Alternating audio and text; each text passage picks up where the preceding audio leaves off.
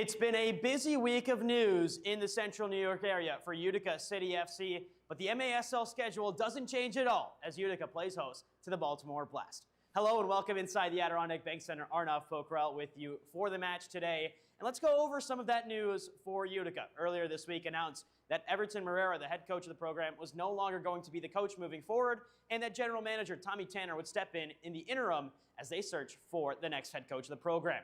On the other side, on the players' side, Joey Tavernisi and Francesco Pagano signed to the Utica City FC side. What you'll see from Joey Tavernisi is experience. The 12-year MASL veteran has had now 3 stints in Utica, including his play today with the side. On the other side, Pagano comes in as a rookie, 3 years at Syracuse University, a year down at Coastal Carolina, and then his grad season at Lemoyne, a surefire goal scorer for the MASL 2 side here in Utica, United League Kreisnick FC. His call-up adds some more firepower to a top line that doesn't have Barbaro Shalier anymore, as he was traded to Empire just a couple of hours before the signings were announced. On the other side for Baltimore, looking to come back after a tough loss against St. Louis last night, they've also turned back the clock with one of their signings in Jake Schindler. It's a name that Utica fans know all too well. His 2 years in Utica, he was the MASL, All-MASL selection for both of those seasons, and was the Utica City FC Defender of the Year in the 2019-2020 season. We'll talk about a reunion, but it's still a rivalry just the same. And Baltimore and Utica last time out combined for over 6 blue cards between the two of them. This is a matchup that is sure to bring firepower and sure to bring a lot of intensity. We'll have kickoff for you after the break on MASL TV. At Aquavino, every meal is a moment. Whether it's date night, a quick lunch, or celebrating a special event, enjoy Italian-American favorites. Aquavino Restaurant, growing our family one plate at a time. What's your story? What moments make life an adventure? Community is where memories happen. At Bank of Utica, enriching our community for current and future generations has been part of our mission since 1927. By supporting local, community-focused organizations, we work together to open doors to education, the arts, and meaningful career paths. Making stories to remember. Bank with Utica. At Rome Health, we bring the best orthopedic and sports medicine care right to your neighborhood. Our experienced team includes orthopedic surgeons, sports medicine specialists, and physical therapists working together to get you back to the things that you love to do. So whether you need an injection for arthritis pain, rotator cuff surgery, a joint replacement, or help recovering from a concussion, we're committed to delivering superior care to you. Rome Health, the best orthopedic care out there, here.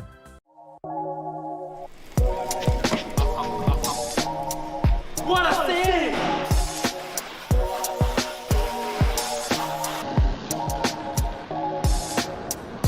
What a save! What a save! And now it's your turn to save here at Master Vito Hyundai on Commercial Drive in Yorkville or online anytime at mastervitohyundai.com. Make your move to Master Vito Hyundai. Babe's Restaurant and Bar believes great food brings people together. From comfort classics to crowd favorites, there's something for everyone. Open daily for lunch and dinner, plus brunch on the weekends. Come home to Babe's.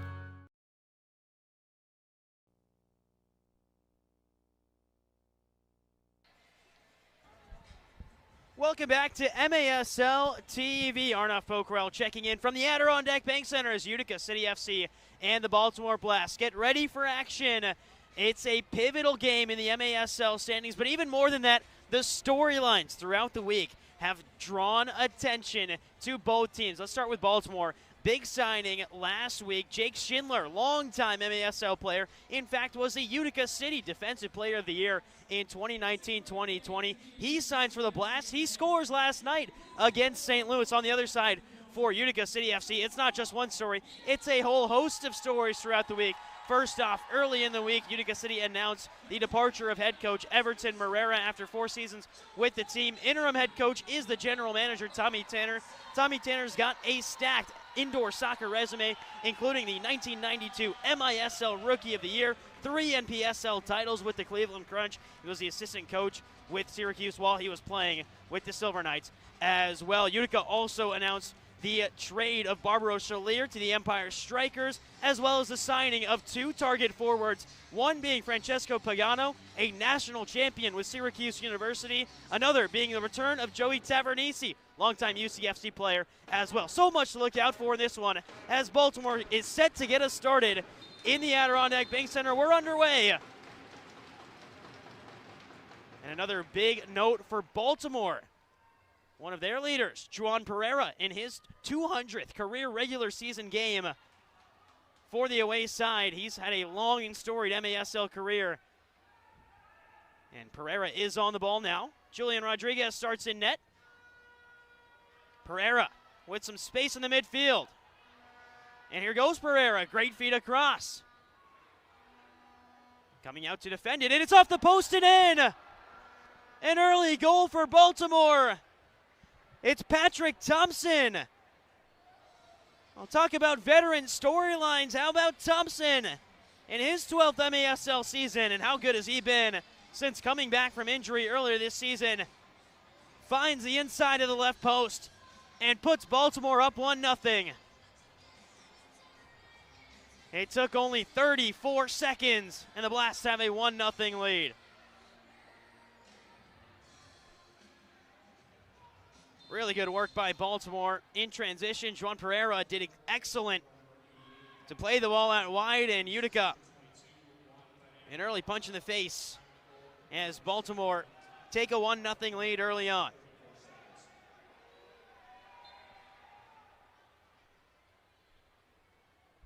Blast have possession again with Chad Porch. Here's Marco Nascimento and Rodriguez. Rodriguez, also a former Utica City player. Talked about the return of Jake Schindler as well. Here is Porch.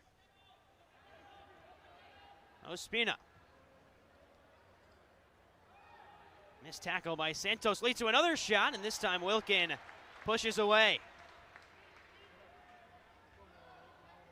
All the way back into the defensive half, Nascimento. Marks out wide, stonewalled by Mershad Ahmadi, who plays it up, expecting a run from Pagano. Mentioned Pagano on his way through early in the broadcast, but national champion 3 years at Syracuse, then transferred to Coastal Carolina for a season, then came back to the Central New York region to spend his final year of Division I soccer at Lemoyne with the Dolphins in 2025.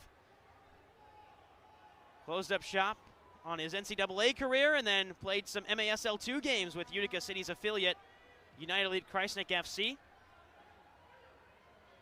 And when speaking to interim head coach and GM Tommy Tanner, Pagano's a guy that Utica wanted to sign a lot earlier, but Pagano just felt he wasn't ready just yet. And now made the call saying he's ready to come up and play some MASL soccer for Utica City FC. He's in the lines today for Utica for his MASL debut. Juan Pereira. Silla, who was suspended the last time Baltimore came and played in the Adirondack Bank Center. It was the second half of a back-to-back series, a home and away. Silla picked up a red card at home and missed the away return match here in Utica. Contact on the far side, but coming away with it is Manny Silva. And Silva tripped up at midfield. And a free kick upcoming for the home side, Utica City. Mitre is the official game ball supplier of the Major Arena Soccer League. Established in 1817, Mitre is one of the leading soccer brands worldwide and produces some of the best soccer balls in the world. Learn more at mitre.com. Chance for Utica headed away by Omar Silla. Manny Silva recollects for UCFC. Nilton de Andrade, his first game back in the Adirondack Bank Center. Made his season debut, as there's a harsh challenge. Advantage played, and now they'll call it back against against Utica City FC for Baltimore. You can see the reaction on the Baltimore bench there. Wanted a blue card to be shown. Challenge flag in the hand of one of the assistant coaches. Coaching staff led by David Bascombe, 17-year veteran, 12 seasons as the assistant coach. Led the team to many titles. As Baltimore have that 1-0 lead, 34 seconds in through Thompson. Here's Pereira. Drilled pass out wide. And on the rebound, the one-time shot. Bounces free in the box for Utica. Gerson. DeAndrade dancing away from one, but stonewalled by Nascimento. And DeAndrade commits a foul trying to win the ball back.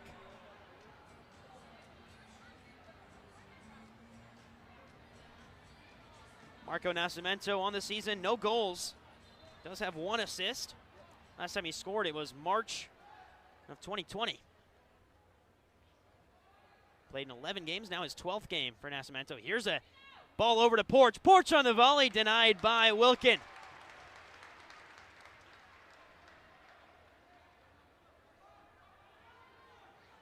Rolled short to Kyle Genrick. Amadi. Wilkin shading out of his net. But Utica elect not to use the goalkeeper in this run of play. Ball bounces off the knee of Nascimento. And Utica will push numbers forward. Speaking with the interim head coach, Tommy Tanner, before the game, he says the strategy is somewhat the same, but they want to simplify the game a little bit more. You'll see a bit of the 2-1-2 in play from the interim head coach. Rolled across by Pinal, but nothing doing for Utica's leading point scorer. Amadi goes back out wide. Rolled in, intended for Pinal. I don't think Santos saw the defense in the way. Pereira. Rolled back. Here is Schindler. Ospina. Back across the other way. Baltimore still lead 1-0. Scored in the first 35 seconds of the game. Here's Charo Ospina again. Back to Rodriguez. Native of Queens, was at a futsal national team camp. Rodriguez. And Wilkin picks up on the other side. Rolled out to Spur. Manny Silva. Got Toy Tavares to his right. He'll play Toy Tavares. Tavares off the boards to himself. Tavares rolls a shot in. Might get the rebound instead. Rodriguez pushes it away. And now a chance to counter. Schindler with options will keep possession with the Blast. Early goings in this one. Both teams a couple of chances here and there, but it feels like Baltimore, the aggressors, really good job working play through the midfield and around a less intense Utica press than what teams may be used to under the former head coach Everton Moreira. Backheel flick by Tavares goes right into one of the Blast players.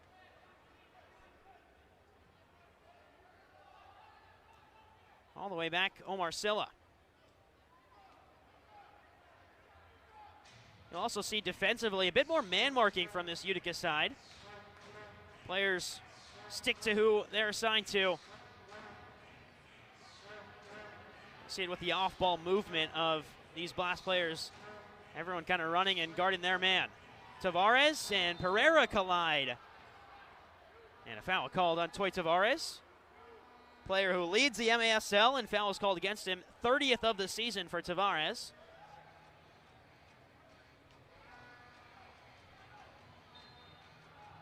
Chance to set up a set piece. Silla off the boards, right in front, and somehow it ends high for Baltimore. On the doorstep with an empty goal. And Baltimore couldn't convert. How does that one miss? And that was Jonatas Mello. 13 goals on the season. He won't get many chances better than that. Header away, goes out into the stands on the other side. Defensive clearance. Top of the arc restart. And immediate timeout upcoming. Baltimore lead after a goal 35 seconds in. 1-0 Blast. We'll head to the break. We'll be right back with more on MASL TV.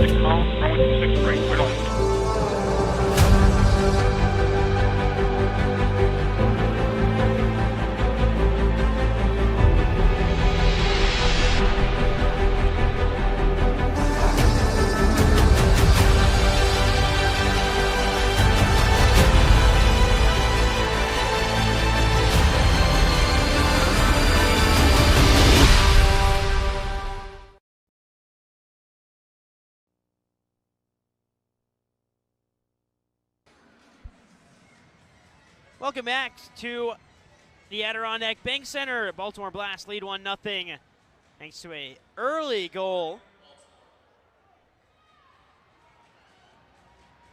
And the Blast score to make it 1-0. Top of the arc restart after the defensive clearance. And Gio Alves is the one to stand over it. Worked outside and scored! Mershad Amadi finds the back of the net, and we're tied 1-1.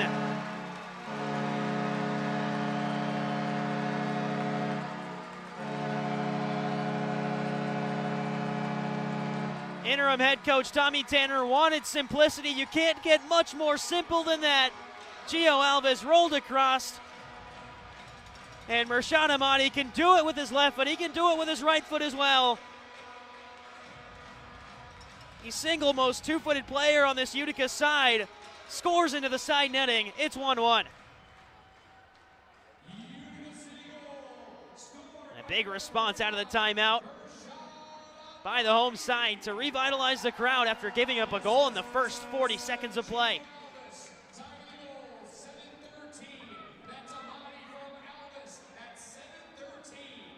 Rodriguez has his pass cleared out.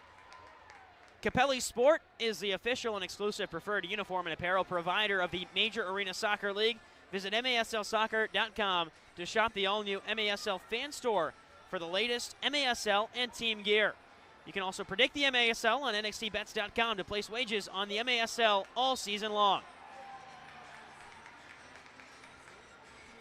Foul in the midfield, and Manny Silva runs away after winning his team a free kick. Alava lifts one up top, intended for the big man down low in Pinal, but it's another big man in Jake Schindler to head it back to Rodriguez. That's a battle you'll hear Joey Tavernisi talk about in our halftime conversation. Tavernisi and Schindler were teammates across 4 different organizations in the MASL. As here's Alava to clear away. Tavernisi, Schindler played together in Rochester for the Lancers, in Syracuse for the Silver Knights, here in Utica, and then also down in Florida for the Tropics. So 2 people that know each other very well and are very close. Schindler's parents are also in attendance, or his family's in attendance. As Silla has one deflected, it may have hit off the thighs of Alava and out of play. A little bit of contact on the far boards. Alava comes crashing in at the end and frees the ball. Pereira, Silla.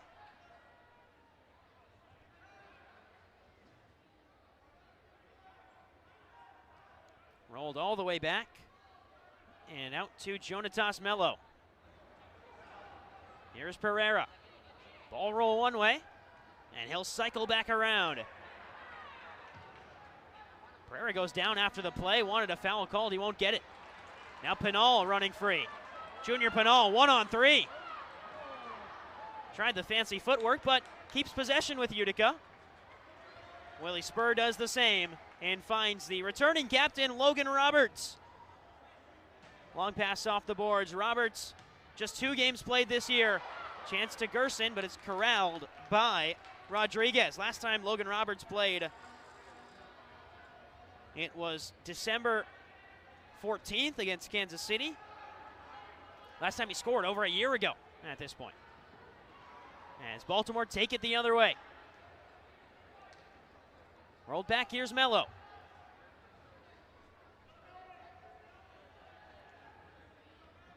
Jonatas Mello resets right on top of the UCFC logo at midfield.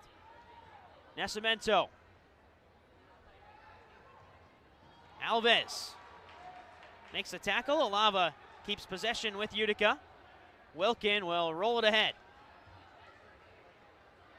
Gerson came flying in, but couldn't make the tackle. Patrick Thompson, the first goal scorer of the game. Resets play for Baltimore. Now dancing through the midfield. Worked out wide to Ospina.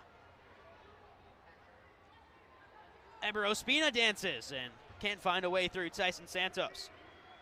Again, you'll see that man marking come into play for interim head coach Tommy Tanner. Everyone has an assignment.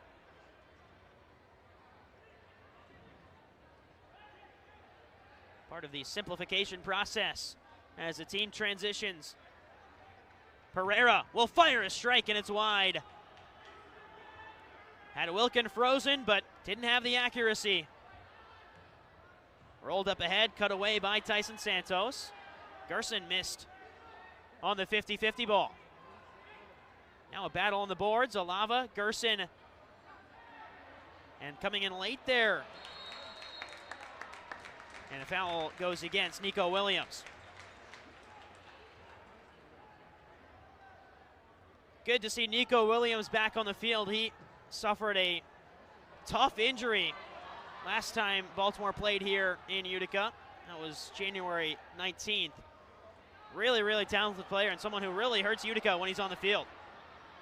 Nilton De Andrade hustles back and keeps possession with Utica.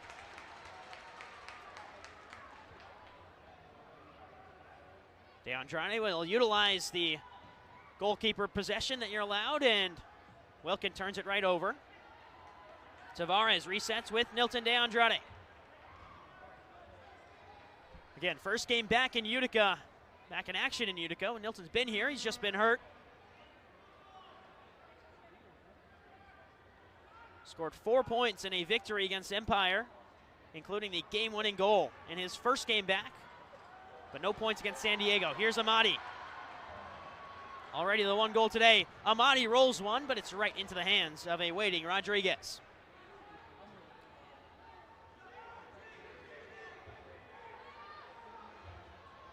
Bit more contact on the back end, but Genrick comes away with the ball. Rolled out wide. Chopped down. The Major Arena Soccer League is proud to be collaborating with the American Heart Association to present Play with Heart Month. Visit heart.org to learn how you can support heart health. Part of that initiative, you'll see special armbands being worn by players. As we're back underway after the free kick for Utica. Final 2 minutes, one goal in the first 35 seconds for Thompson. Gave the Blast a 1-0 lead, but then out of the media timeout, Amati scored. This one deflected to the hands of Rodriguez.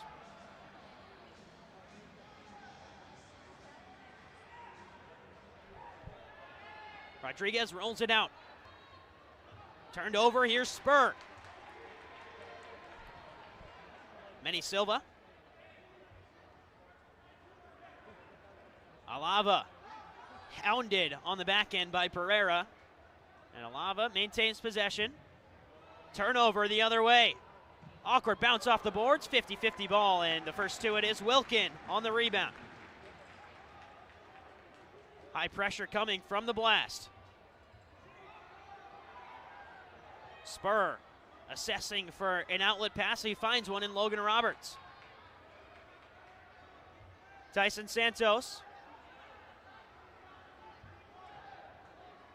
Gio Alves.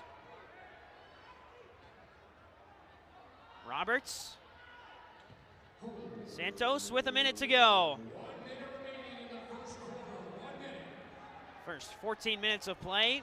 We've seen a couple of great chances for Baltimore. Think back to that Jonatas Mello miss where he had an open net and sent it over the goal. But a great conversion by Patrick Thompson in the first minute. Utica responds out of the media timeout with Mershad Amati from a set piece. 35 seconds and counting.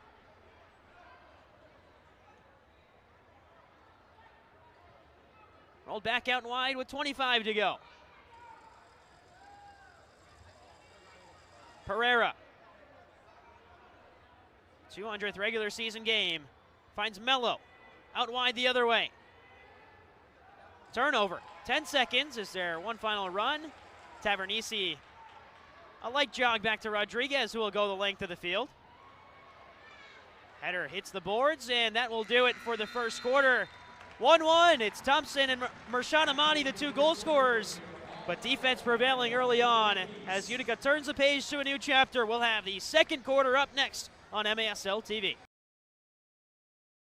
At Aquavino, every meal is a moment. Whether it's date night, a quick lunch, or celebrating a special event. Enjoy Italian-American favorites. Aquavino Restaurant, growing our family one plate at a time. What's your story? What moments make life an adventure? Community is where memories happen. At Bank of Utica, enriching our community for current and future generations has been part of our mission since 1927. By supporting local, community-focused organizations, we work together to open doors to education, the arts, and meaningful career paths. Making stories to remember. Bank with Utica.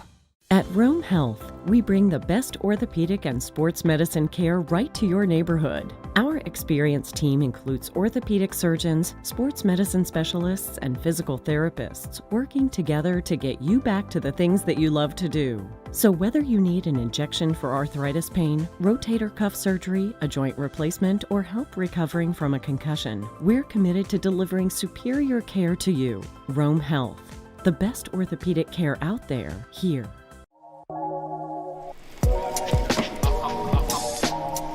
What a save!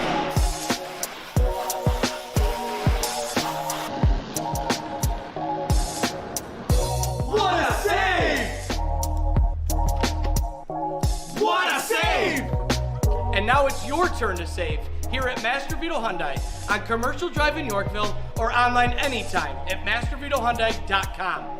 Make your move to Master Vito Hyundai. Babe's Restaurant and Bar believes great food brings people together.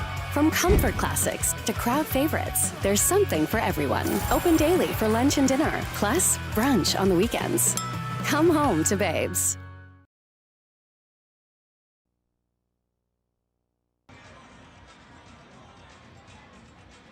Welcome back inside the Adirondack Bank Center.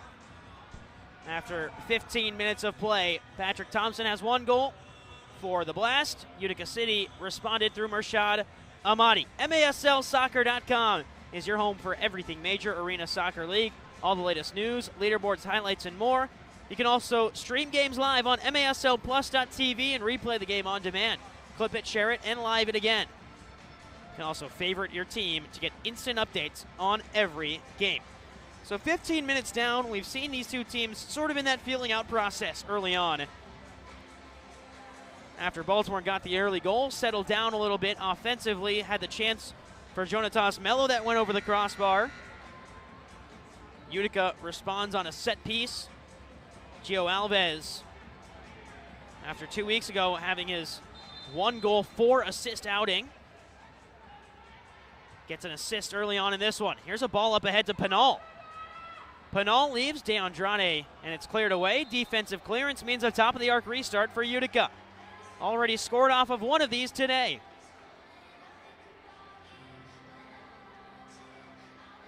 You've got Nilton De Andrade, Gio Alves, Murshad Ahmadi, and of course Junior Pinal, Gordy Gerson on the floor as well. Pinal takes this one, it's saved by Rodriguez. Rebound also blocked away by Baltimore. Ahmadi up off the hands, wanted a handball. Rodriguez comes through the back of Pinal. But Rodriguez had every right to do so, and now here's a counter the other way. Rolled back and blocked out of play by Gio Alves. Good defensive work by Utica City FC, and Jonatas Mello denied right outside the top of the arc. Utica in disarray defensively with too many men on the floor. And Baltimore trying to slot one in, but the referee standing in the way. And now some discussions to be had because Baltimore just trying to play the ball while Ahmadi was still on the field. And because of the referee's counting of steps, weren't allowed to do so. So a reset, still tied 1-1. Rolled out to Omar Silla. His shot blocked away by Nilton De Andrade. And Gerson's on the chase. Well recovered by Pereira. Mello.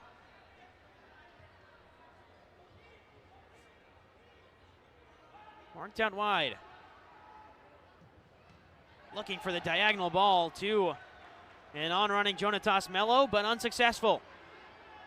And Nilton De Andrade, the toe poke of a shot, goes wide. We're just 1 minute gone in the second quarter. Still 1-1. Thompson scored for the Blast. Amadi scores for Utica City early on in this one. Refereeing crew is Austin Saney and David Bosick.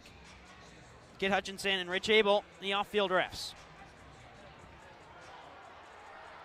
Amadi fires and scores!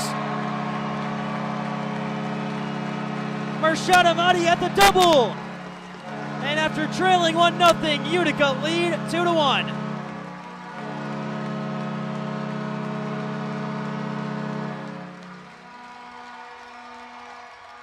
That's just space you can't give Mershad Amadi. He shows the right foot and then turns to his left. Watch a little hesitation here from Amadi to throw off Nascimento and move him a step behind the play before rifling one into the top of the net with his left foot. Amadi scored one with his right, scored one with his left. He's a header away from a perfect hat trick. Of course, headers a lot harder to come by in this league as Utica take a 1-0 lead.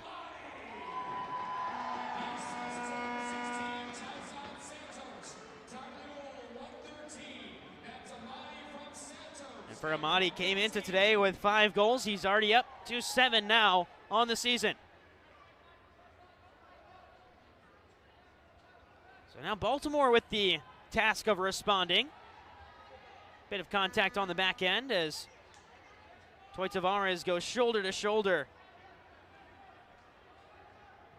with O'Neal Fisher.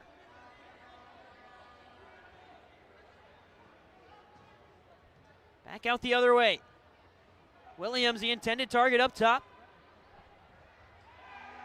More contact from Tavares, and Alava just clears it out of play. Rides up off the boards and into the hands of the PA announcer, Tim Best. Back with Baltimore the other way. Haven't scored since 35 seconds into this game, looking for the offense to click. Again, Mello. Think back to that missed opportunity. Open goal, Wilkin on the complete opposite side of the post, and he sent it above the net. Have to wonder, maybe did it bounce up awkwardly on Mello, because those are shots that he can make in his sleep.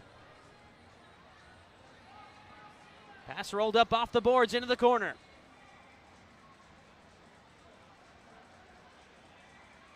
Couple of moves on a turn, it's wide from Baltimore. And Joey Tavernisi lost for a second there. And the Blast again, great opportunity, but just couldn't place the finish on frame.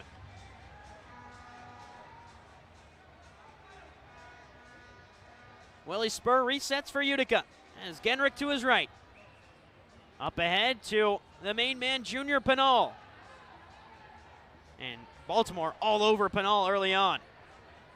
Genrick will fire a shot. It's deflected out of play. And Utica will have a restart on the far side.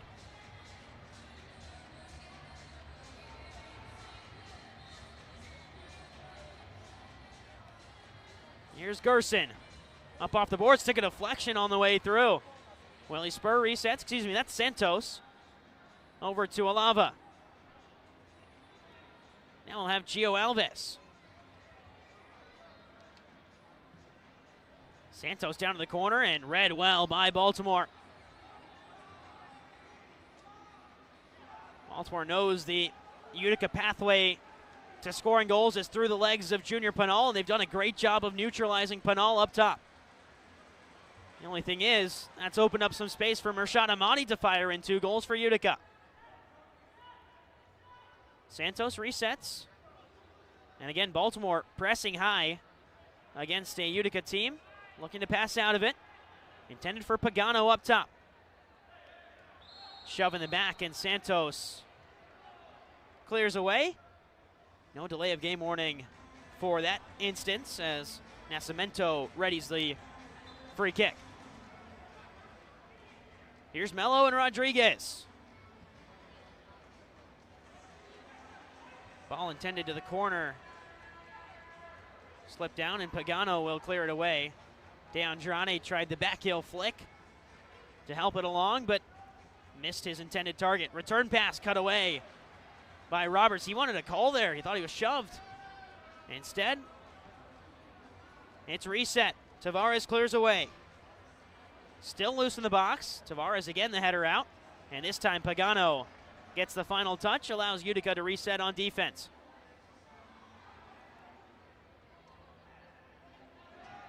Pereira wants the ball on the boards. He'll get it. Pereira defended hard by Amati. And Nilton de Andrade can come away with it. Missed the nutmeg and a shot the other way and scored. Jonatas Mello does the job, and then Eber Ospina fires in.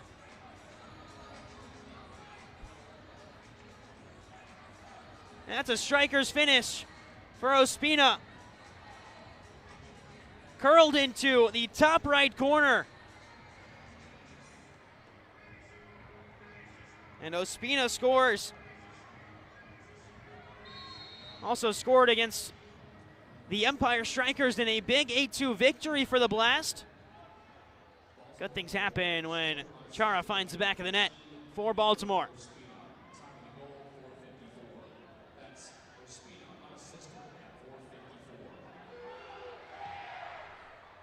Sent up the other way and has to be almost volleyball spiked out by Rodriguez as he had to deal with that effort by Wilkin. Welly Bramoose resets for Baltimore. 2-2 game. 9.5 minutes to go.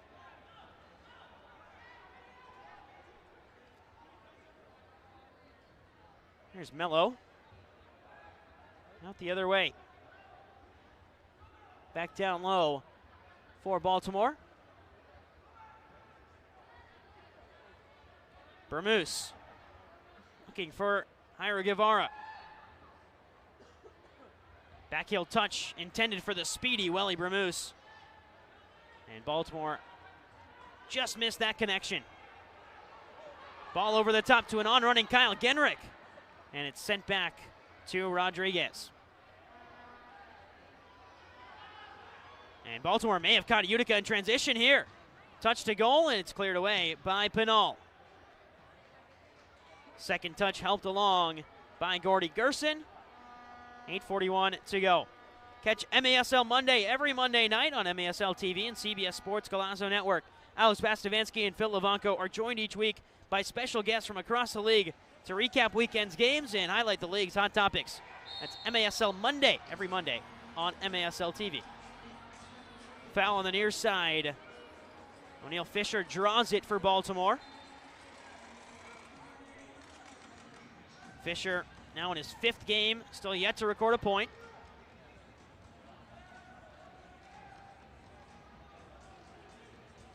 Couple of ball rolls back for Pereira as he sizes up the Utica side.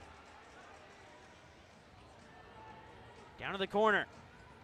Sliding challenge from Santos. Junior Pinal spins away from a challenge. He's got a man grabbing his right shoulder, and that leads to the foul called on Pinal. Reset for Utica goes out to Wilkin. Wants the corner. He'll get it to Gerson. And Rodriguez reads it perfectly off the wall. Quick transition the other way for Baltimore. Turning into space. And there's a foul on Tavares. Kevon Frater did a great job of working free into space. Here's Mello. And the long-range shot hits off the top of the boards. It's still in play. Got to be wary, and Tavares, almost like he's heading for goal there, but he gets it back to Brian Wilkin. There's an injury to the head on the field of play, so they'll stop action right away. Nico Williams goes down. That'll take us to the media timeout as they take a look at Nico Williams on the ground. We'll head to a break. 2-2 game on MASL TV, and a yellow card comes out right at the break of it. 5 minutes non-power play descent of Baltimore number 20. So 5 minutes non-power play to Jonatas Mello will take us to the media timeout. Great call there by the refereeing crew to see that happen and call it before the media timeout. We'll be right back after the break.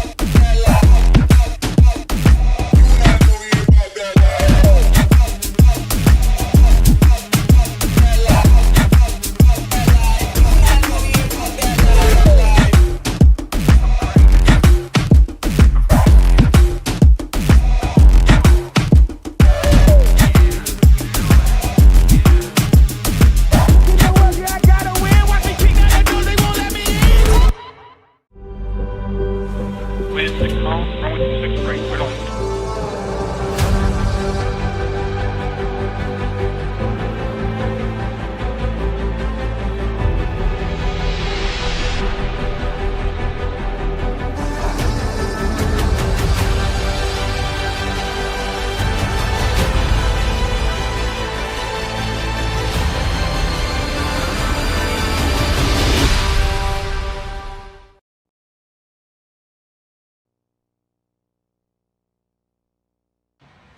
Welcome back inside the Adirondack Bank Center. 2-2 game between the Baltimore Blast and Utica City FC.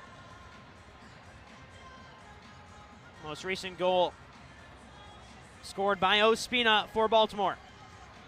As a part of the Play with Heart month, commemorative team-signed Play with Heart armbands will be available for auction at maslsoccer.com, with proceeds benefiting the American Heart Association. Of course, February is the MASL's Play with Heart month, an initiative put out by the league. Amani will get us underway with possession. And there's some discussion about where this restart should happen. There was also, right before the media timeout, if you missed it, a yellow card issued to Jonatas Mello. So he's out for the next 5 minutes. Not a power play for Utica, but Baltimore without one of their top scorers in Mello.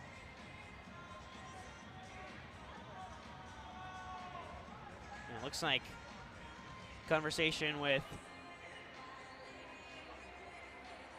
the trainer for Baltimore, that's Heather Kolbus, has looked to be good to go, and we're back underway. Tavares to Amadi. His 2 goals tied the game at 1-1 and then gave Utica a 2-1 lead before Ospina tied things up for the Blast.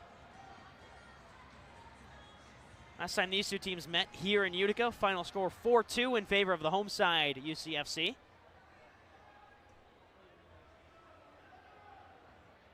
Baltimore with possession right outside the yellow line. Bermuse made a run, but it's over to Thompson. Scored just 35 seconds into the game to give Baltimore an early 1-0 lead. Thompson leaves it down low. Back across the run of play. Rolled in front, took a deflection off the heel of Tavares, and early on in the season for Utica, those would be own goals. And good adjustment by Wilkin to catch that out of midair. Wilkin's running on the boards now. Goes sliding down. Net is empty, and Wilkin clears it out of play. Omar Sella couldn't believe that there wasn't some sort of foul for Wilkin's on-rushing attempt at a slide tackle. And Wilkin might have gotten lucky with that one to not make contact with Silla because he was moving at full throttle.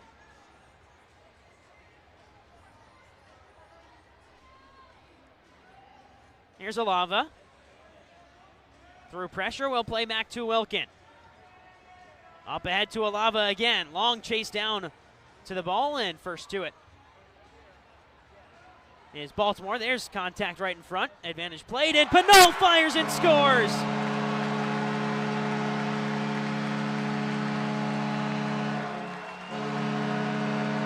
It is 5 games in a row for Junior Pinot to record at least a point. And now 7 points in the last 3 games for Utica City's leading scorer. And what a rifle of a left foot from Junior Pinot. Right through the legs of Chad Porch and into the bottom right corner.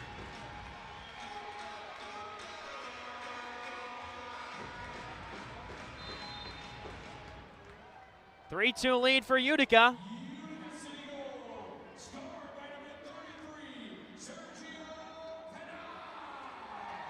Rodriguez.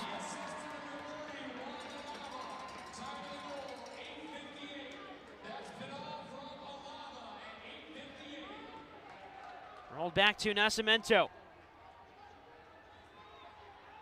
Nascimento again. Porch. Out wide. Here's Frater. Defended by Santos. And Santos gets the better of Kevon Frater that time around, but then plays it off the gates. It is a defensive clearance, so top of the arc restart upcoming for Baltimore. And again, a Blast team that is very good on set pieces. And there's another good-looking attempt by the Blast. It just misses Wilkins' right post. Cannot compliment the Blast enough on how good they've been on dead ball opportunities. Not just in recent running, all season long. It's been so well worked and so well coached. Here's Tavernisi looping up ahead to an on-running Logan Roberts.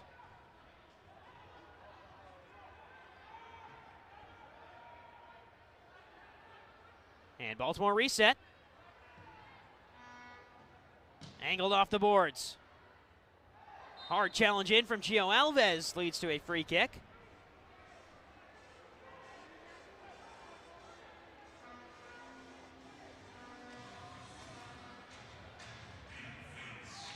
And again, another dangerous looking set piece that Utica has to defend. Rolled up to Silla. His shot scored!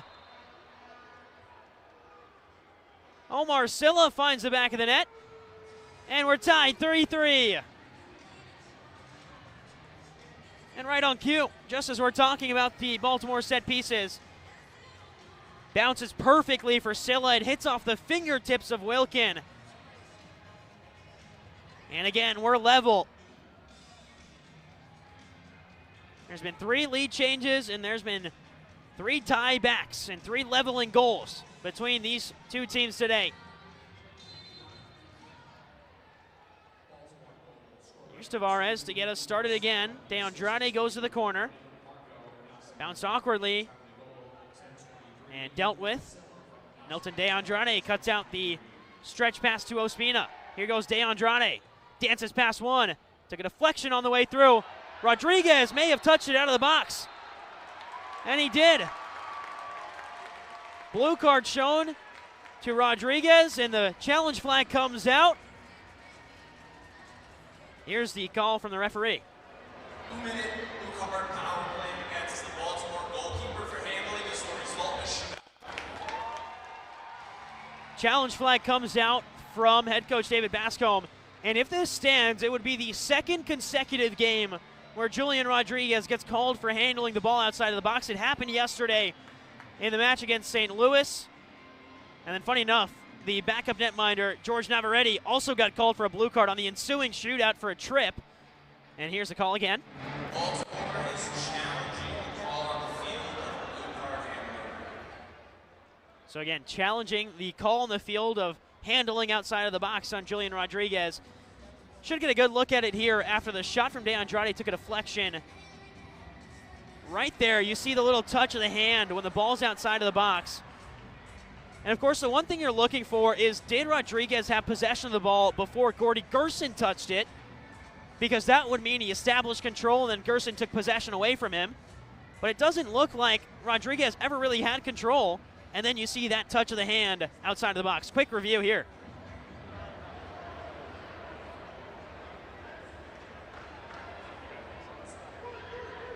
After review, the call on the field of blue card handling shootout stands as called. Baltimore loses their challenge and has no more challenges in the game. And honestly, I'm a bit surprised at the early challenge flag thrown there by David Bascombe. It was a pretty obvious sight from up here. They send it to review, and for the second straight game, Julian Rodriguez picks up a blue card for handling outside of the box. George Navarrete goes into the net, and Willie Spur steps up for a big-time penalty shootout attempt.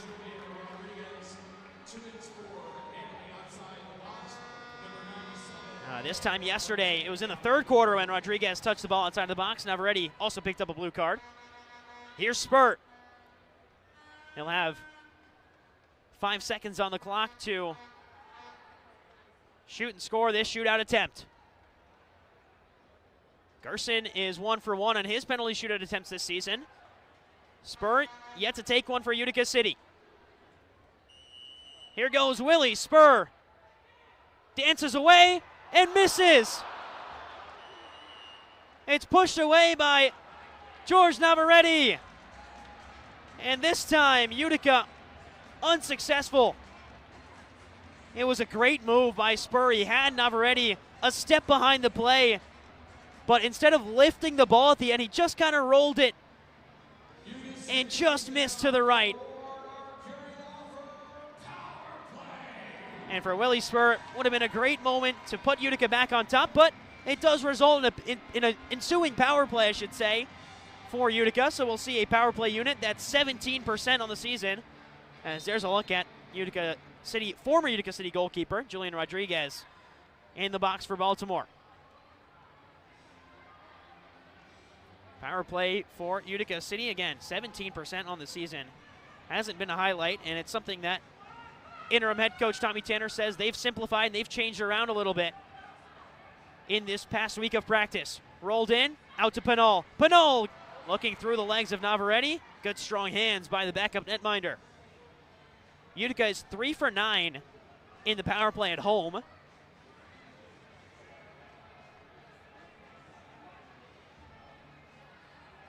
As now dancing the other way.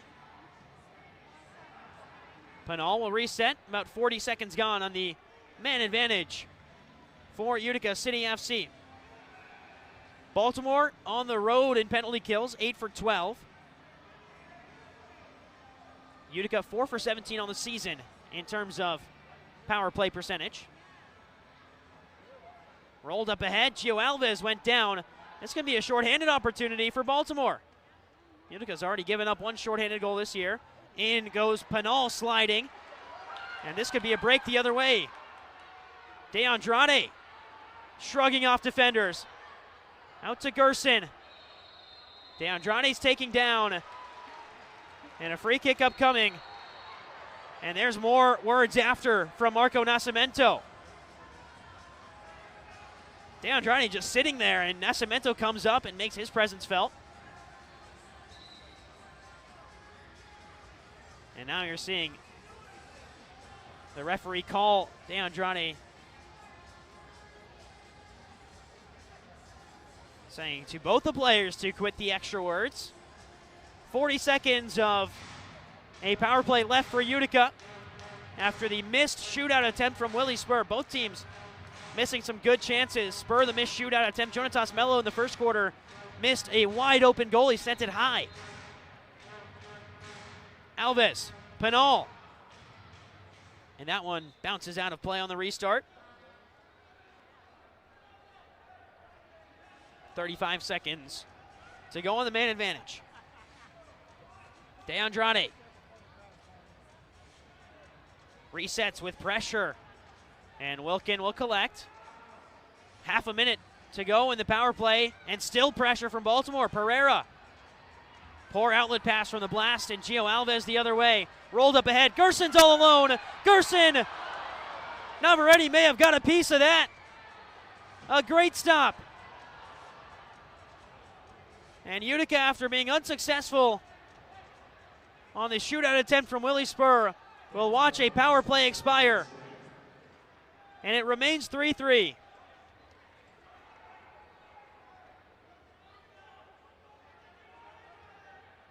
Out the other way to Gerson. Amadi on hat-trick watch.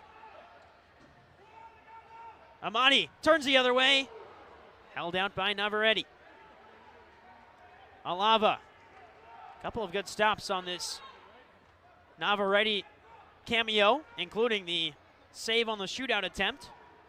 Spur missed it wide, but Navarrete still had to push away the follow-through. Alava, toe pokes to goal. Big contact in the run of play. Dead ball, and that allows Julian Rodriguez to get back on the field. Actually, they'll keep him in the penalty box for now.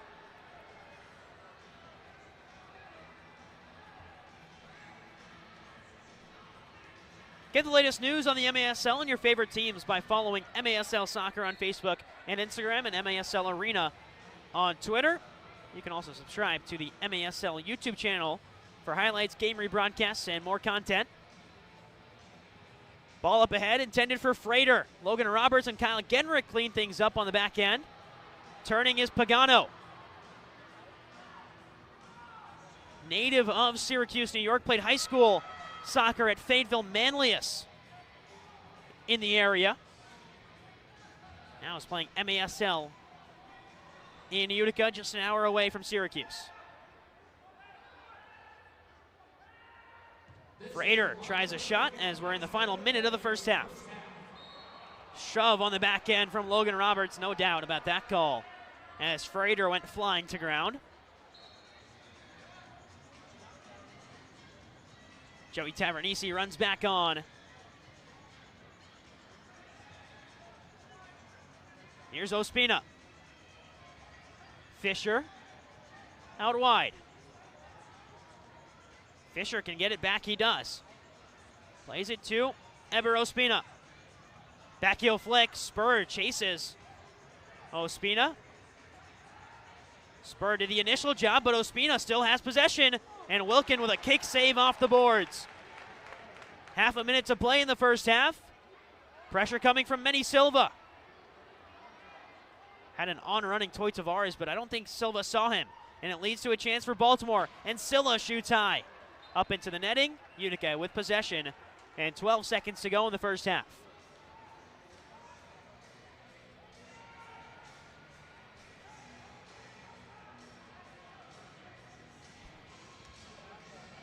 So Brian Wilkin will restart it.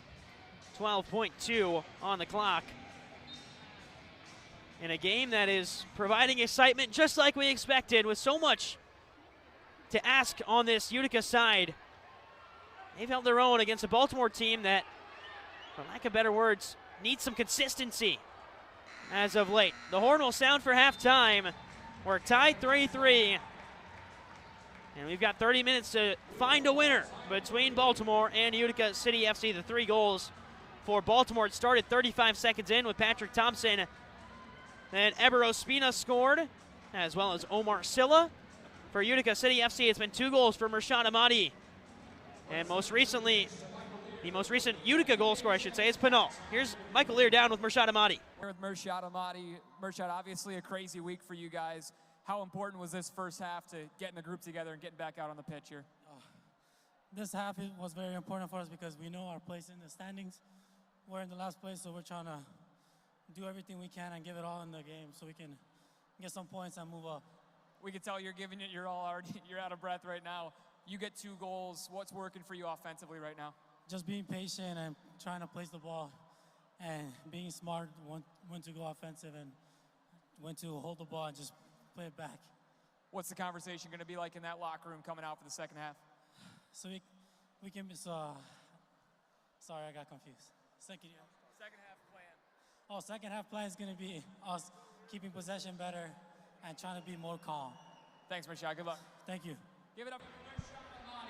That's Mershad Ahmadi down on the field. We'll take it to break on MASL TV. Halftime coverage in the second half up next. At Aquavino, every meal is a moment. Whether it's date night, a quick lunch, or celebrating a special event. Enjoy Italian-American favorites. Aquavino Restaurant, growing our family one plate at a time. What's your story? What moments make life an adventure?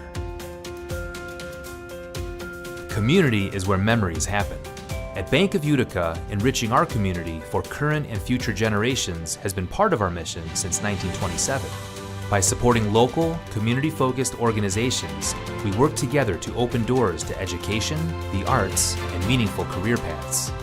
Making stories to remember. Bank with Utica. At Rome Health, we bring the best orthopedic and sports medicine care right to your neighborhood. Our experienced team includes orthopedic surgeons, sports medicine specialists, and physical therapists working together to get you back to the things that you love to do. So whether you need an injection for arthritis pain, rotator cuff surgery, a joint replacement, or help recovering from a concussion, we're committed to delivering superior care to you. Rome Health, the best orthopedic care out there, here.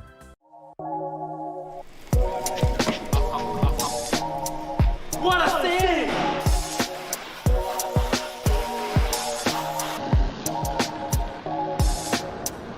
What a save! What a save! And now it's your turn to save here at Master Vito Hyundai on Commercial Drive in Yorkville or online anytime at mastervitohyundai.com.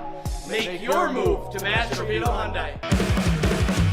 Babe's Restaurant and Bar believes great food brings people together. From comfort classics to crowd favorites, there's something for everyone. Open daily for lunch and dinner, plus brunch on the weekends. Come home to Babe's. Halftime on Fast, ASL TV, strong, Utica City FC and agile, I'm joined here dependable, by Joey just has that special something. What makes a great player? The same thing that makes a great vehicle. Let's go, here in Utica for 2 seasons. Davidson of Rome. What brought you back? Nice. Proud sponsor of the Utica City Football Club. Utica, any of the times I did, for various reasons, that's kind of what occurred.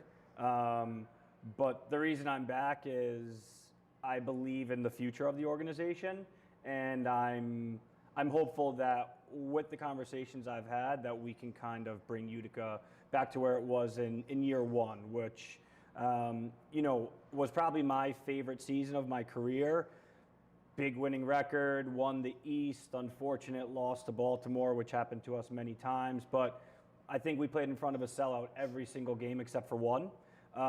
So, Tommy and I have known each other for a long time, and he asked me to come in, help him out for the rest of the season, and try and guide into the future, and that's really why I'm back here. For you, it's year 12 of the MASL, but you've been playing soccer so much longer than that. How do you continue to push the envelope and obviously as you get older, still manage how to play and manage your minutes and manage to be at the top of your game every time you're out there? Yeah, so to be honest, I wasn't expecting this. The rest of this season is going to be somewhat interesting to say the least. I'm going to help out in whatever capacity I can that the team needs me, but I wouldn't expect anything special from me.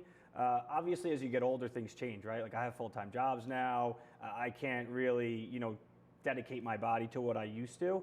But the one thing that I always have done is watch film. I've been a relatively smart player, so that's what I'm going to kind of utilize, at least for this season, to kind of get me through and try and help the group in any way I can. We look at today's opponent, and you mentioned it in Baltimore. It's a team that Utica and Baltimore have developed such a good rivalry, and especially now, being the only two teams on the East Coast. What's going through your mind as you face off against an opponent that you really haven't liked throughout even your time in Harrisburg? That's another big rival of Baltimore's as well. Yeah, so I would say it's a mutual respect with, a little bit of bad blood on the field. Personally, I like all those guys off the field. They're all really good guys. Some of them I've been friends and teammates with before. But again, it's just kind of looking at things a little differently. As I said, trying to just give us an edge and help Tommy out. They've got a couple of new guys playing because they've got some injuries. So it's a little bit of a mix of the old vets that are still there and, the new young guns that have come in and kind of done pretty well for their organization. So, it doesn't really change much. We're out there to kind of play hard, defend 5 behind the ball as a group, and, take it media timeout by media timeout and try and give ourselves a chance in the fourth quarter to win the game. And speaking of Baltimore, we saw Jake Schindler turn back the clock last night, score a goal for the Blast. He's someone that you've played with in the MASL 3 cities. You were with him in Rochester, with him in Syracuse. You're with him in Utica for a year. He was the defender of the year for UCFC that season. What was your relationship like with Schindler? Did you text him at all after last night's game? Have you talked to him, leading up to this game as well? Yeah, so I actually had Jake come and live with me during the COVID year in Florida. So we played in Florida together as well. Jake and I Jake's one of my best friends in, indoor. We've known each other for like 16 years now. His family's going to be here today, which I'm excited to see. I haven't seen him in a while, but Jake is just, the timeless vet that it just keeps happening. He scored a screamer last night. He knows the game, arguably better than anybody, and he keeps himself fit. So, I thought was one of their brightest spots last night. He even jumped in goal to try and make a save for them when they were down 2 keepers. So, Jake's one of my close friends. It's going to be good to battle with him out there because we're obviously going to be going against each other. I always struggle against him, so do my best that I can. But on the flip side, I told him, why couldn't you wait 1 week so I could have helped bring him here? But yeah, that's, for another day. But yeah, it's great to see Jake, even guys like Pat Thompson who will be back. So that's the one thing I love about the league and why I haven't really left. The friendships and the bonds that I've made on and off the field are the reason I've stayed so close to the game. That's Joey Tavernisi, one of Utica's newest signings, but not a face that's new to the Utica area. We'll be right back after the break on MASL TV.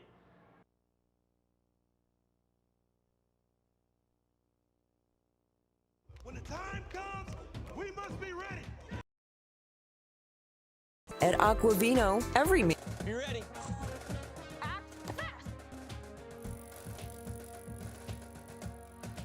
Do not give up. Push hard. Keep pushing when it's all on the line. Be there for each other. Give it everything you've got. Do more for your team.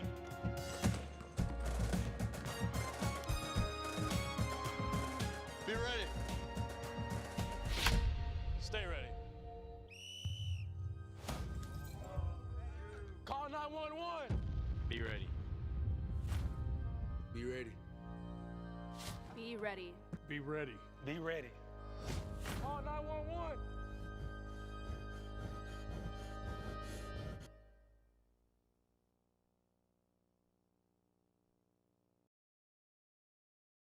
At Aquavino, every meal is a moment. Whether it's date night, a quick lunch, or celebrating a special event, enjoy Italian-American favorites. Aquavino Restaurant, growing our family one plate at a time.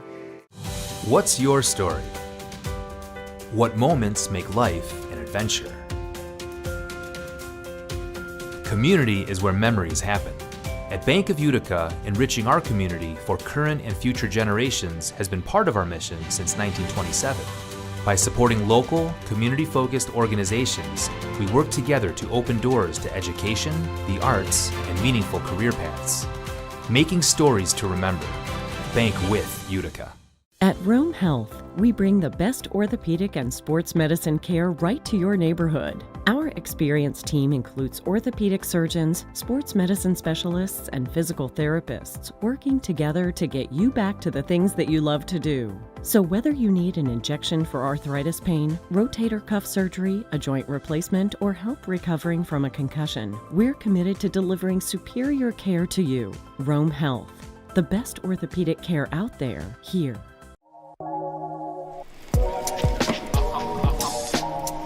What a save!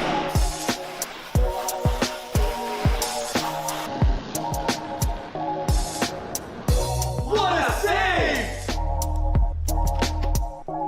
What a save! And now it's your turn to save here at Master Vito Hyundai on Commercial Drive in Yorkville or online anytime at mastervitohyundai.com. Make your move to Master Vito Hyundai. Babe's Restaurant and Bar believes great food brings people together. From comfort classics to crowd favorites, there's something for everyone. Open daily for lunch and dinner, plus brunch on the weekends. Come home to Babe's. Generations has been part of our mission since 1927. By supporting local, community-focused organizations, we work together to open doors to education, the arts, and meaningful career paths. What's up, soccer fans? Making Alex stories Bass to remember. here, back Bank in the with MASL Utica. Studio. Hope everybody- World-class care, state-of-the-art robotic technology, and a staff who cares about you is why Central New York Brain and Spine Neurosurgery offers the best for you and your family's health. Dr. Q and his staff will provide you with the highest quality care and the highest quality outcomes. Don't accept being referred anywhere else. Choose the best. Central New York Brain and Spine Neurosurgery, where Dr. Q cares about you. In Empire to face the Strikers, and this game belonged to At Rome Milton Health, we DeAndrade, bring the best playing his orthopedic first and game sports this medicine season care for right to your UCFC. He had neighborhood. 25 Our goals last experienced year. team How includes happy are they to orthopedic have him back? surgeons, sports Playing first medicine start of the game, specialists, 2 and goals, physical 2 assists. He therapists scored working together to get 41 you back to the seconds things left that you love to to lose do. win. So St. whether you Louis and need an Tacoma, injection 2 for of the arthritis least pain, feel-good rotator scores cuff this season. surgery, a joint The Amber replacement, scored or 3 help times recovering in the from a fourth quarter. concussion, To we're pull away committed to and take delivering this one, superior care to you. 8-5. Rome Health, Utica traveled the to San best Diego orthopedic on care Saturday out to there, face the here. Sockers. Bit of California sunshine Creative, for them, escaping fast, the harsh strong, Utica winter. First agile, Empire Thursday against dependable, Sockers, they had no doubt. just has that special something. Sockers, full control in What this, makes a great winning it player? 11-4. The same thing that makes a great vehicle. Score. And then a Let's go, Tuesday game for an early kickoff in week 2 Davidson of in Rome, Milwaukee. For the third time in 4 meetings this season, proud it was sponsor of the Wade Utica emerging City Football victorious. Club. Super Mario Alvarez had 5 points in the contest, 4 goals plus a helper. Milwaukee took down the Comets 10-6. Big news coming out of Utica earlier this week. They announced they have parted ways with head coach Everton Morera. GM Tommy Tanner will temporarily take over as head coach. Everton, a beloved figure in Utica, but they felt it was time for a change with the Blues sitting outside of a playoff spot right now. My MASL Monday co-host Phil Ivanko is a Utica resident. He knows the team well. He gives his thoughts on the move and what he thinks the team should do going forward. So it was a fascinating decision from Utica to let go of their head coach. Frankly, I'm not sure what they expected this year with the roster that they have. Everton did yeoman's work this year and the 4 years he was here, changing the system and the style. I'm fascinated to see what happens next. If it was up to me, I would dip into that old guard when Utica showed up in town in 18-19 and pluck from those talents as their next head coach. I think it would spark interest in the fan base. It would revitalize the interest in town, and it's a next step that Utica needs as they try to regain momentum for the playoffs. Okay, your scoring leaders right now, a change at the top. Rion Marquez, number one now with 33 points, followed by Alex Sanchez with 31. Zach Reggett now in third with 30 points. Super Mario Alvarez with 28, and Sergio Pinal in the top five with 27. Your Capelli Players of the Week, Paulo Nascimento in goal from St. Louis. Junior Pinal from UCFC offensively, and Christian Briggs defensively from the Ambush as well. Let's start with Pinal. What an insane season he's having so far, and it continued last week. 6 points, 3 goals, 3 assists in 2 UCFC games. Defensively, Briggs, fantastic game for the Ambush in their win over the Tacoma Stars, including that goal right there. 3 points in the game, 1 tally plus 2 assists. And in goal, Paulo Nascimento, what a game he had against the Stars. Big saves, 16 of them in their win against Tacoma. Time now for your plays of the week. Stinson trying to find his way offensively in as Orozco is the recipient of the pass, and Brian Orozco finds the net. Turf to Twine. Not too many, hit a couple of them, but that one, that flying side volley, there's a nice goal. Romero into the top shelf. I know technically there's not the last man back. Here's Reyes, beautiful move, second move. How about you, Adrian Reyes? Your name in lights. Keep goes down, no whistle. Varela. Falzoni. Oh, great field vision. How about that passing from St. Louis? And UCFC have some numbers on the counter. The pass into the left, the cheeky chip, an excellent cheeky chip as Nilton DeAndrade in his return game. Here's Leo. Yes, sir!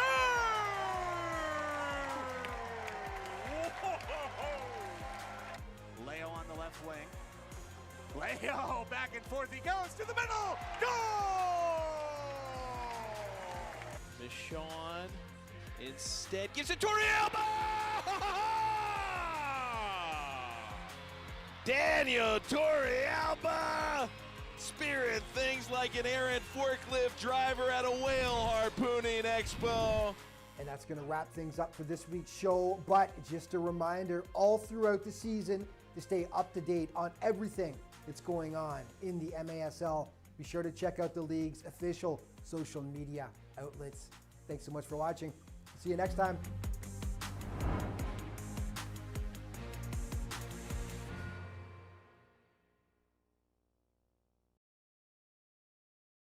At Aquavino, every meal is a moment. Whether it's date night, a quick lunch, or celebrating a special event, enjoy Italian-American favorites. Aquavino Restaurant, growing our family one plate at a time.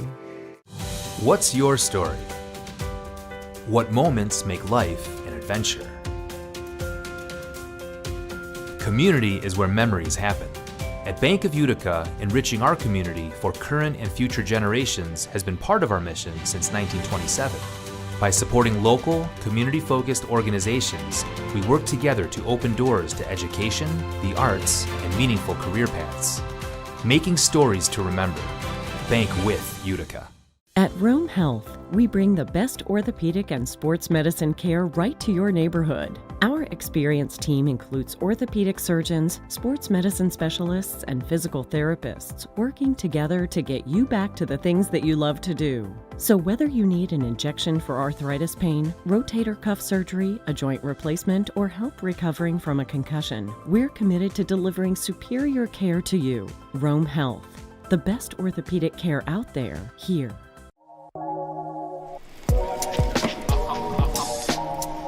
What a save!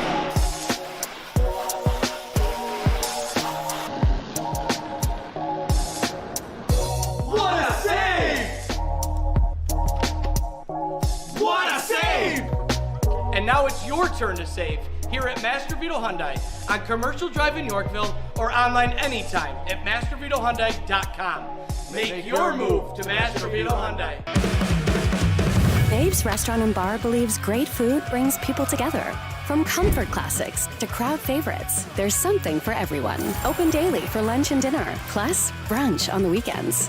Come home to Babe's.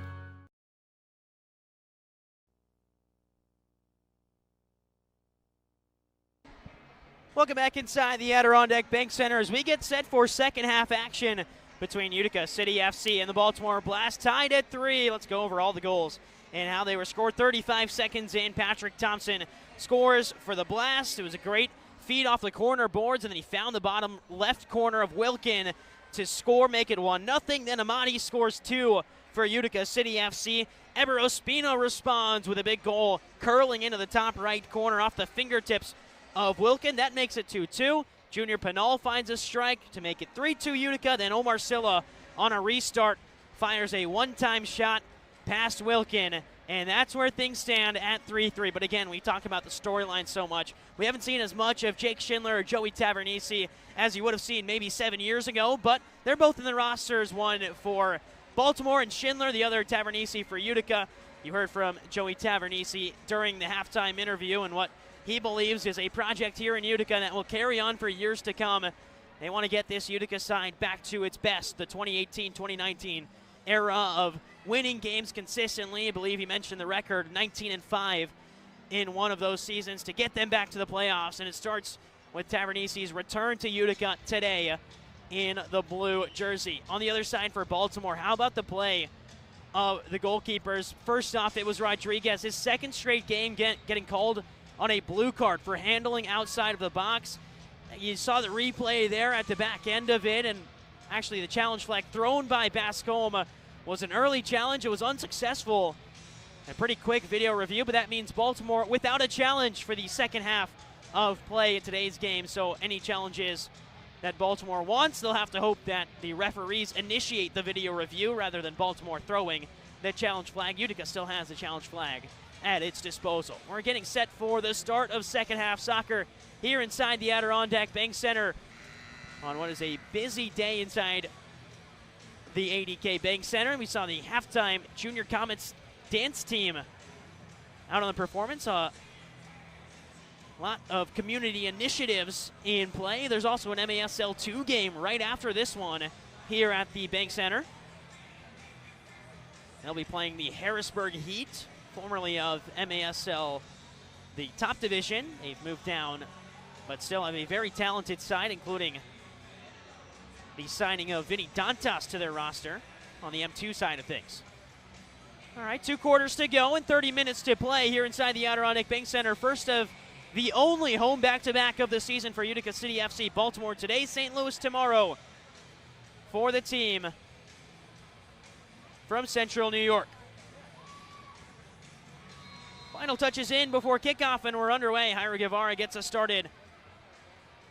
And immediately Baltimore pressing the issue. They scored early on in the start of this game. They'll try to replicate that with Juan Pereira on the ball now. Juan Pereira in his 200th regular season game as an MASL player. And he's dispossessed by Murshad Amadi. And Amadi, the outlet pass actually went right into the hands of Omar Silla. Back the other way. Baltimore with possession with Mello. Rolled out to Julian Rodriguez. Back in goal after he was stuck in the penalty box after serving that blue card. He can't go back in until a ball out of play or a dead ball situation. Nilton De Andrade having switched cleats at halftime. I guess not cleats, they're indoor turf shoes, but he's wearing pink ones in the first half. He's switched to black ones here in the second. Still with Baltimore. Schindler. Little drop pass by Chad Porch. Schindler dispossessed. Here goes De Andrade with his speed. Tried the touch around the Baltimore back end in Ospina. Good track down by Chara. And he's fouled by Pagano. Talked about the signing of Tavernisi and Pagano recently for Utica. Both target forwards after the trade of Barbaro Chalier to the Empire Strikers. Chalier, who scored over 10 goals this season for Utica. As there's a shot denied by Santos. Good to see Nico Williams back out there for Baltimore. He went down holding on to his head early on in that second quarter. Backheel flick. Mello flicks it, and it's just wide. An outside of the foot shot from Jonatas Mello. Baltimore still with possession. This one wide the other way. Two great looks in the first 2 minutes of the second half, and yet Baltimore and Utica remain tied. Rodriguez sets up and will drill it long, but it's right into the path of Brian Wilkin. Native of Queens, New York, Julian Rodriguez. Played for Utica City FC from 2022 to 2024, and then signed with Baltimore. Split some time with Zierhofer last year, but really has been the main guy this year and been one of the best in the MASL. Here's a chance the other way. Rolled down low, curling effort to the back post, but it's wide of an outstretched foot. Gerson, hounded by traffic, he goes down. And there's the delay of game warning for Baltimore. Kick after the whistle. Confirmation of the warning issued to Baltimore. Of course, nothing comes of it now, but Baltimore can't do it again. Alves. Return pass off the boards. Looking to replicate his 5-point outing a couple of weeks ago. Already has 1 assist today. Ball goes out of play. Gerson wants another delay of game warning. He won't get it. And the ball was not placed properly on the restart, so they'll take it back. It allows Baltimore to settle down defensively. And back underway as Gerson taps it to Alves. Wanalava assisted the junior Pinal goal. Of course, Pinal did a lot of the heavy lifting on that one. As here's Genrick. All the way back to Brian Wilkin. Heard from Rashad Ahmadi right before the halftime break about how he expected the conversation to be about Utica possessing more in this second half, and they've done so and do so now. Here's Pinal, bearing down on goal, pass across and scored. It's Gordy Gerson. He wants Pinal to celebrate with him, but it's just Gerson to celebrate alone and give Utica a 4-3 lead. Pinched away in the midfield. I believe it was Schindler who lost it, and Utica come flying the other way.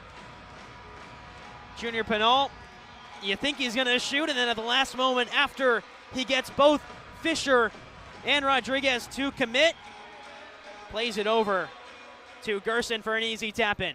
And Utica lead 4-3.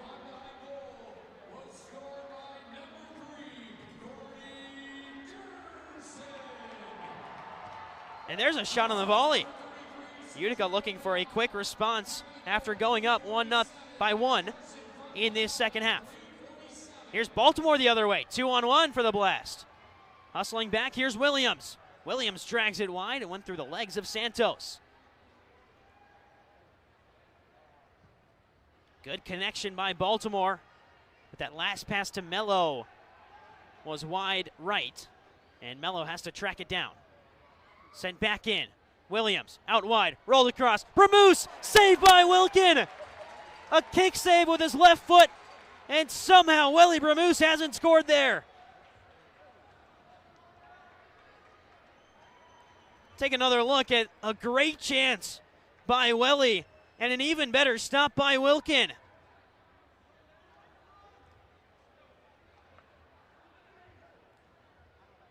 That's two golden chances for Baltimore. The one in the first half that went over the bar after Wilkin was out of his net.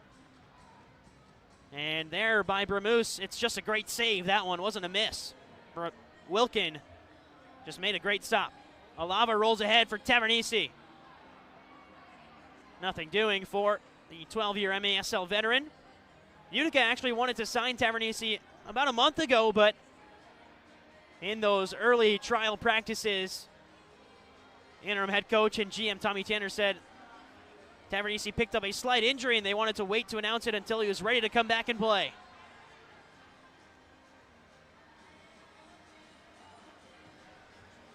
There's a curling effort to the corner. Rolled up ahead. Great look and scored. It's the second of the game for Ospina. And again, Baltimore finds a response. Great passing play from Baltimore, connecting up in. The off-the-ball run by Ospina. No one tracked him for Utica. And again, Utica throws a punch, and Baltimore counters right back and ties the game at 4-4.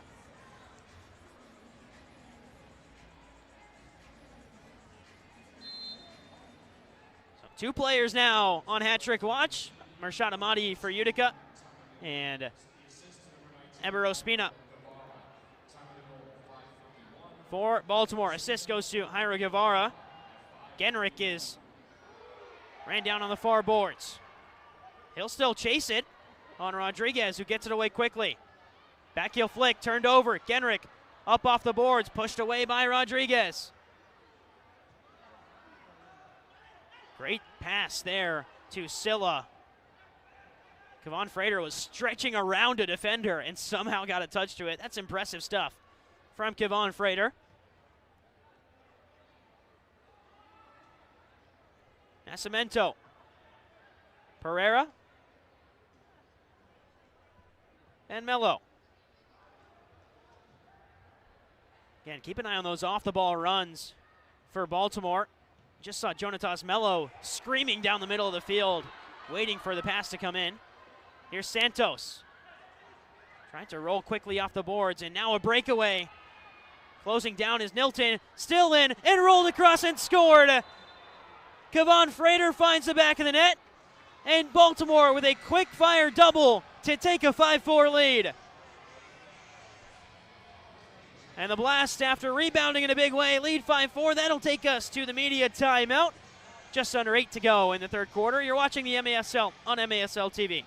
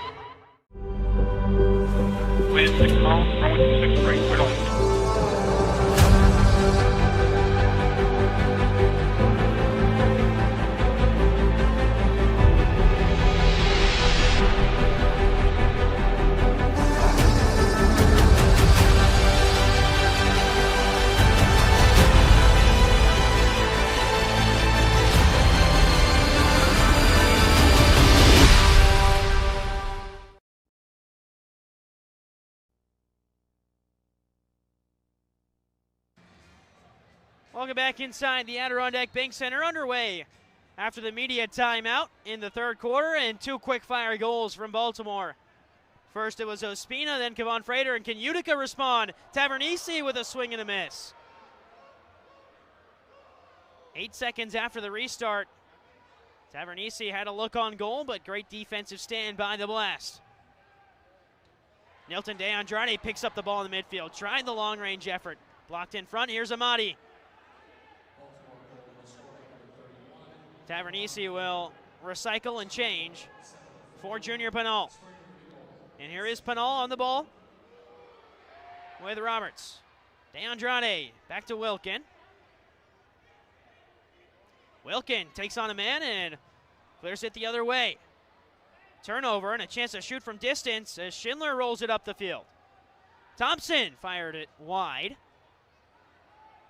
Had a really tough angle there, but Baltimore can reset. And they will reset back to Rodriguez.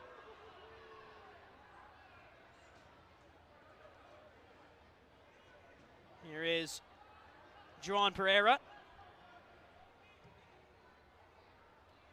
Rolled up ahead. It's Jairo Guevara. Guevara on the turn. Couple of battles. Bodies go flying to the ground. Still Baltimore. Ospina. Porch scores! 6-4. The Blast have turned it around in a big way in Utica.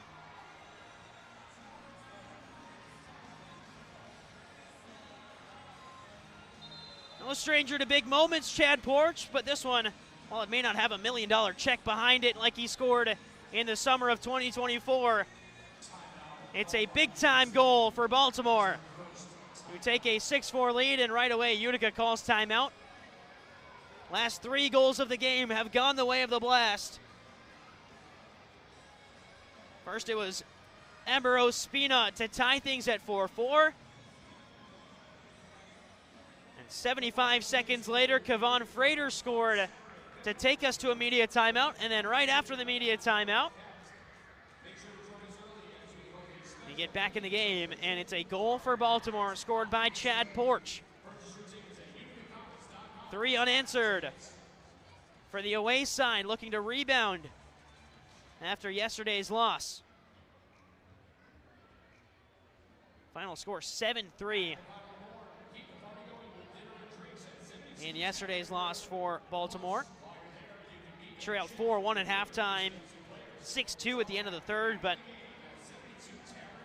goal scored by Kevon Frater, Jonatas Mello, and Schindler. That was yesterday's matchup. Today, the offense has been there for Baltimore, especially in this third quarter.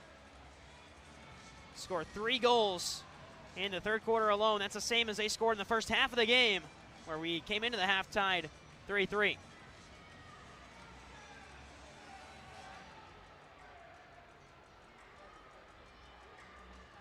So a different discussion here for Utica after coming out of the blocks, firing and scoring 4 minutes into the third quarter, giving up 3 unanswered and 3 really well-worked goals by the Baltimore press, winning the ball back high. Good passing plays by the Blast to take that 6-4 lead.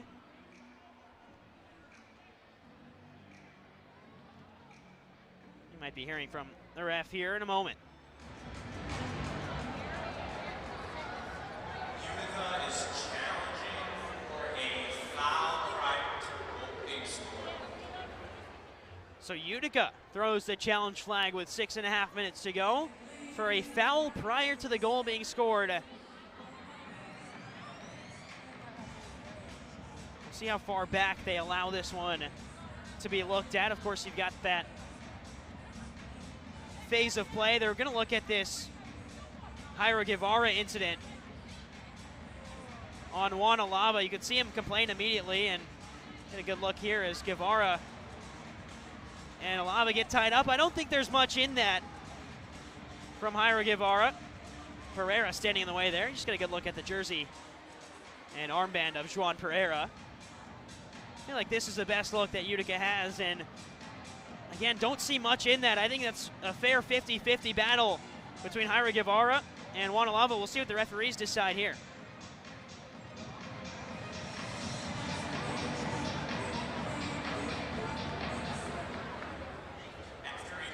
On the field of goal stands you has no more challenges.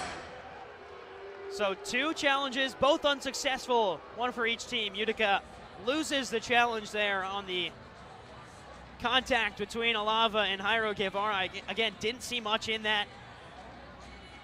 I think sure in a way that's the right call by the refereeing crew, led by Austin Saney and David Bosick.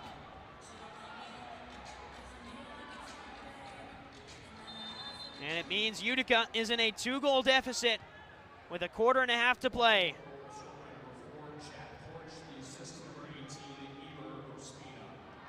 And here's a chance for Utica right away. It is Pinal, the hard shot off the boards. Genrick will leave it to Alvis.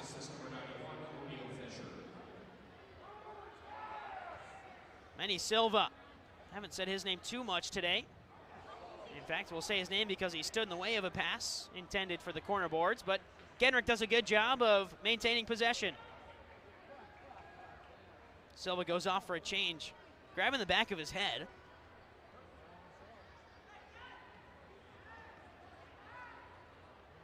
Genrick and Alava playing give and go right now. No way through this Baltimore press. Wilkin instead just launches it to the corner, and Baltimore will have possession. Chance on the break for Baltimore. There goes Williams, and Genrick goes shoulder to shoulder with him. Genrick wanted a foul on the back end. Thought he was pushed into the boards. Alava had the option up ahead, and Gerson instead maintains possession with Tyson Santos. Both teams with missed chances in this game. Early in the game, Baltimore had a wide open goal. The ball was sent over the net and out of play, or hit the back of the boards, I should say. And then Utica, the shootout attempt for Willie Spur, did a great job of getting around the fill-in netminder for that moment in George Navarrete, but then missed the net entirely with a shot that went to the right of the near post. As Pagano tripped up, Gerson still with possession. Took a deflection on the way through, and Baltimore come away with it. Welly Bramus, he's held up. Didn't get taken down, and he ran into the boards on the far side. And Bramus and Gerson help each other up. Possession was deemed to be in control with Utica. But Bramus goes down hard. Good to see him get up quickly and keep on playing. Tavares. The outlet is to Marshad Amadi. Recycled back to Alava.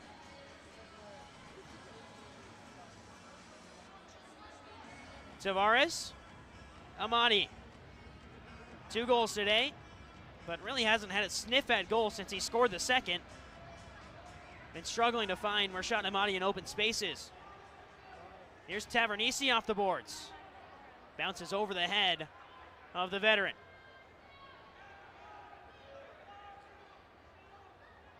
Good work by Frater to keep possession for Baltimore. 3 unanswered goals for the Blast have Baltimore up 6-4 against Utica.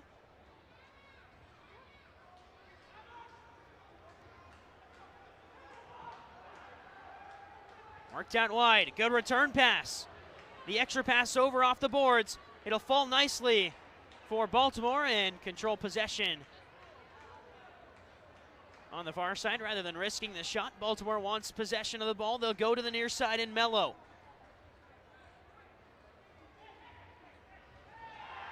Contact into the boards on Tavares. Baltimore wants a blue card. They won't get it. And of course, no reviews, as David Bascom used his earlier on in the game for that Julian Rodriguez handling the ball outside of the box incident. Angled shot in. That's a tough angle to shoot at for the Blast. And Wilkin wants to throw it long and does. Amati, hat trick! Utica back within one. Third goal of the game for Mershad Amati.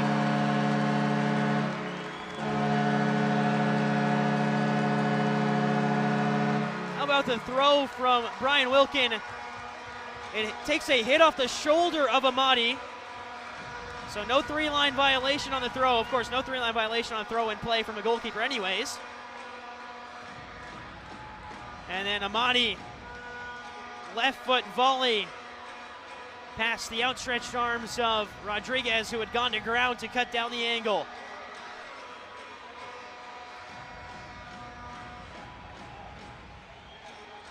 And 6-5 now, Baltimore. Scored 3 unanswered, but the home team never out of the game. Pulls it right back to within 1.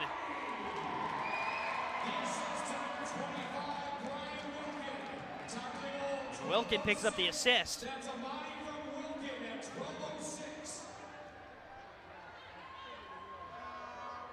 Wilkin also has a goal in the year, a couple of assists to add on to that. Dancing free into space. Still Baltimore. Bramoose on the volley. It's blocked away by Utica. Foul called in the process anyways. Brian Wilkin, his last assist came against a Blast team. It was actually on the road in Baltimore.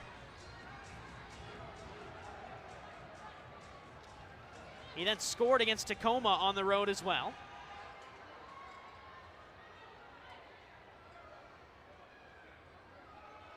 Rodriguez. Turnover. And a long-range shot from Genrick goes just high. But that's what Kyle Genrick has brought to this Utica team. Very energetic player. And of course, only in his second year of MASL soccer.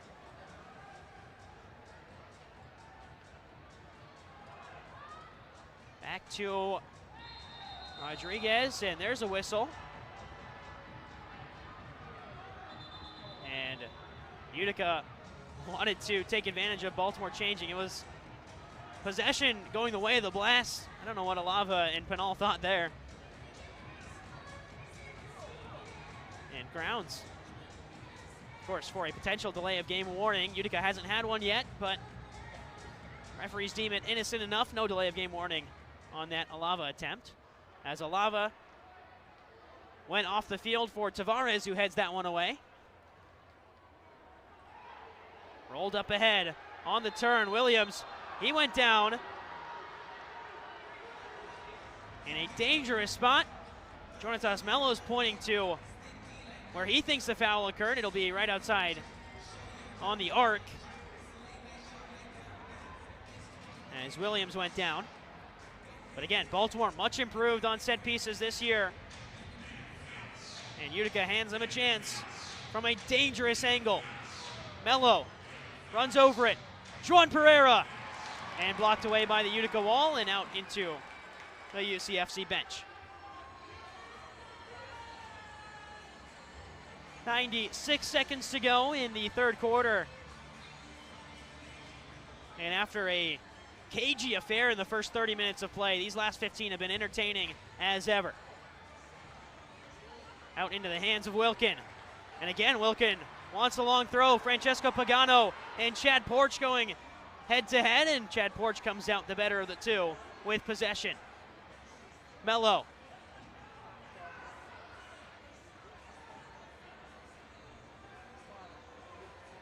Rolled back to Pereira. Pressure coming from Juan Alava. Final 60 seconds of the third quarter. De Andrade, and a quiet day for him so far. Out to Alava.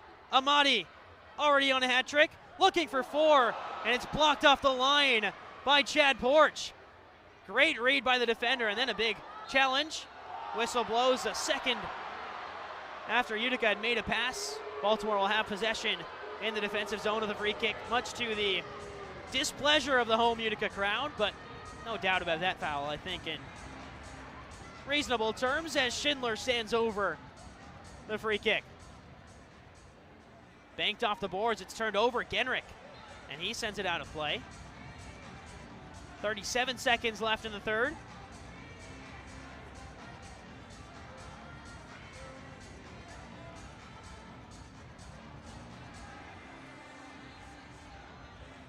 Back out, and Schindler will basically have a do-over of the free kick he just had. This time he drills it to the far corner. Brought down by Baltimore. Battle with Logan and Roberts. It works out free. Ospina fires, blocked in front.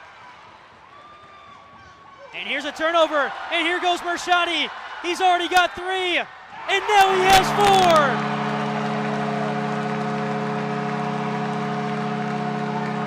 4. It's a career high in goals for Mershad Ahmadi. He eclipses the hat trick he had against Harrisburg in March of 2025 with a 4-goal performance to tie the game at 6.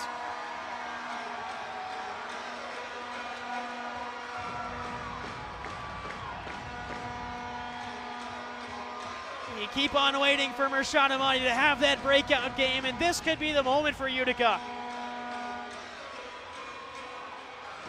They may have found a second target option in Mershad Ahmadi to supply around Junior Pinal. So tying at 6 in the final 10 seconds of the third.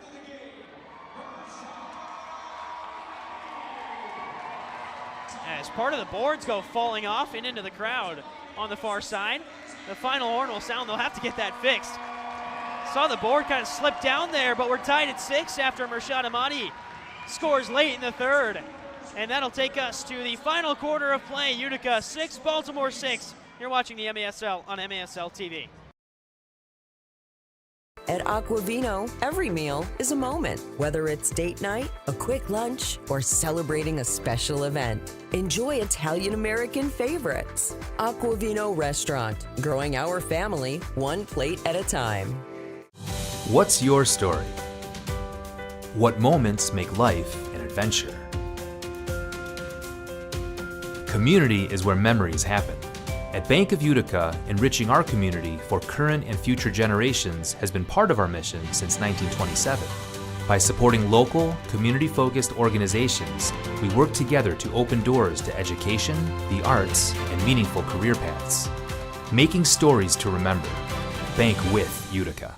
At Rome Health, we bring the best orthopedic and sports medicine care right to your neighborhood. Our experienced team includes orthopedic surgeons, sports medicine specialists, and physical therapists working together to get you back to the things that you love to do. So whether you need an injection for arthritis pain, rotator cuff surgery, a joint replacement, or help recovering from a concussion, we're committed to delivering superior care to you. Rome Health, the best orthopedic care out there, here.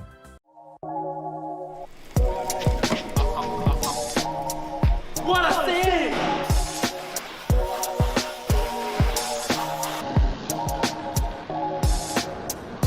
What a save! What a save! And now it's your turn to save here at Master Vito Hyundai on Commercial Drive in Yorkville or online anytime at mastervitohyundai.com. Make your move to Master Vito Hyundai. Babe's Restaurant and Bar believes great food brings people together. From comfort classics to crowd favorites, there's something for everyone. Open daily for lunch and dinner, plus brunch on the weekends. Come home to Babe's.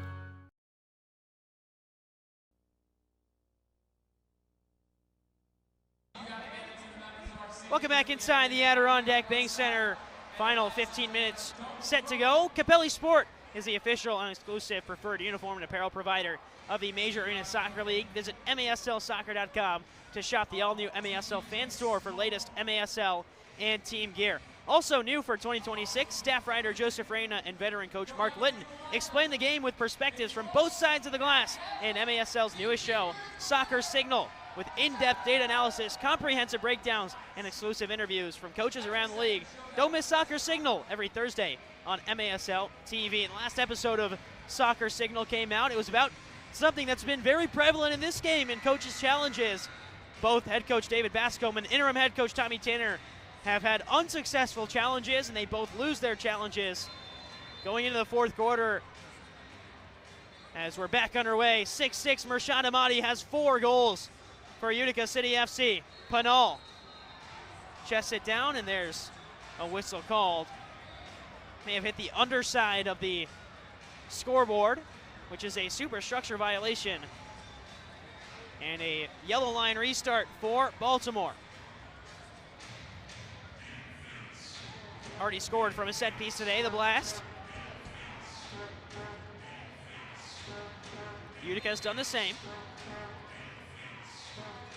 And the routine was looking for Silla. Instead, Alava will transition out of play.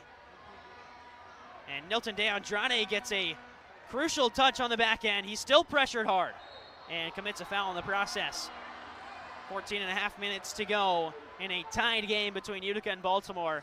And if there's one score that stood out across the MASL this season, I believe the number is now 12 games that have ended with a final score of 7-6. We will see a winner today, and if it is 7-6, that'd be either the 13th or 14th time that it's happened. In fact, we even saw one last night with the Sockers beating the Comets 7-6 in a shootout. That was one of the best games the MASL has produced all year long. Here's a header from Baltimore out wide.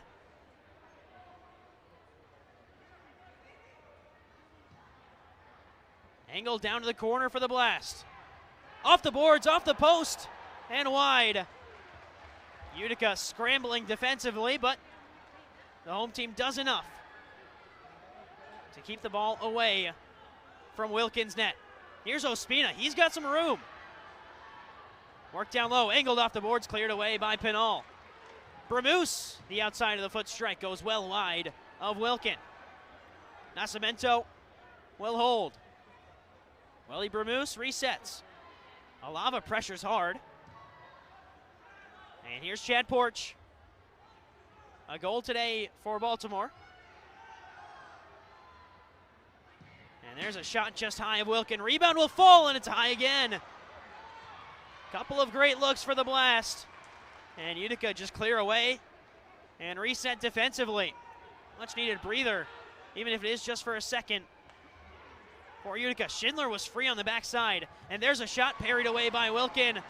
And the clearance out of play by Willie Spur. It's a defensive clearance and a top-of-the-arc restart incoming for Baltimore. Here's a look at the Wilkins save on the Nico Williams shot. Chicago native, 6 games, 3 goals, 1 assist this year for Williams.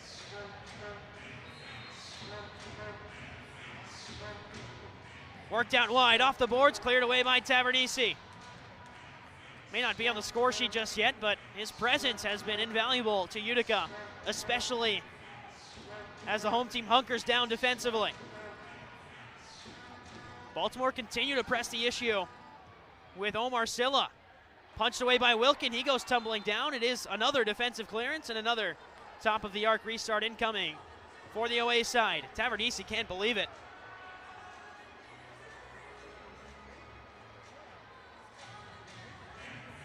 And again, a set play routine for Baltimore, and they'll call timeout. 12:41 to go in the fourth. And Jonatas Mello signals timeout. Tavernisi still having a discussion about the defensive clearance call. See in the discussion between Tavernisi. His first game of the season, played 2 years, he's prior 2 years in Harrisburg. Won't see it, but Tavernisi is still having that talk with Austin Saney.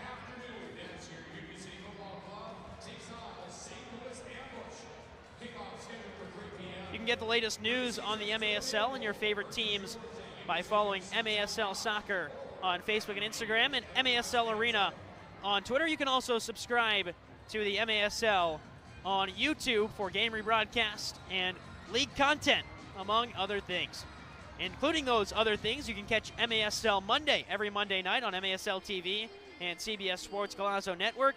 Alex Bastavinsky and Phil Levanko are joined each week by special guests from around the league to recap the weekend's games and discuss the league's hot topics. That's MASL Monday every Monday night on MASL TV and CBS Sports Golazo Network. Top of the arc restart upcoming after the Baltimore timeout. In a tied 6-6 game, Mershad Amadi for Utica has 4 of the Utica goals. Eber Ospina has 2 for Baltimore. And here's the routine. Sees a secondary wall of Baltimore players in front of the Utica wall. Omar Silla is the lone man up top. They all split away. And Kyle Genrich reads it perfectly. And there goes Genrich with the energy and the pressure. Ball is left for Jairo Guevara. Alava takes him down, and again, Utica called for a foul. Referees want the ball moved to where the foul happened rather than where the ball ended up.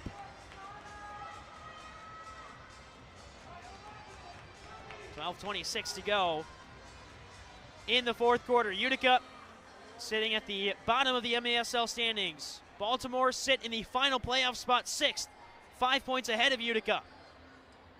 This is a real playoff 6-pointer, especially if a team can pull out a regulation victory. Silla curling effort up into the netting for Baltimore.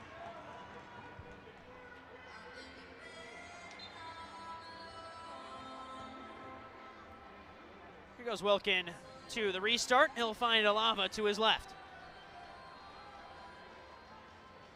Juan Alava conducting play. They'll use Wilkin and go long. Avoids a 3-line violation with a perfectly placed ball ahead of the yellow line. Here's De Andrade.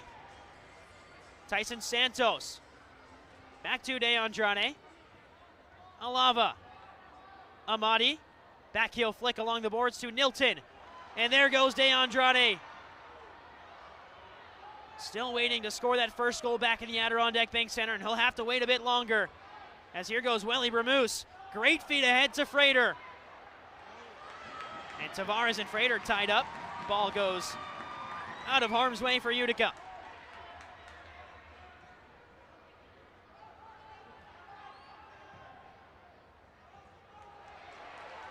Pass cut out by Tavares. Penal has an on-running Tavares to his left. Plays Tavares. Diving block. Came flying in by Pereira.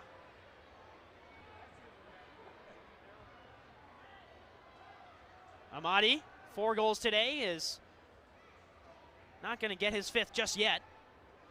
But never count him out.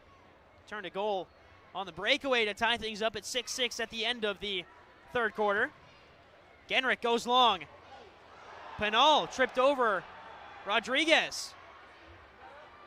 He'll get another chance on the corner boards. There's Penal wriggling away. Is it a 5th for Amadi? No, that one escapes his footing. Keeps possession with Genrich. Spur. Rolled back out to Genrich again. Alava. Far side, Manny Silva. Silva off the boards. Genrich up there. And his shot chipped wide. Shuffled back to Brian Wilkin. And a foul called on Nico Williams. Willie Spur on the pass back to Wilkin was pushed from behind. And just enough contact on that to deem the foul. Silva looking to use his speed and dance around the defense. Instead, circles back to Alava.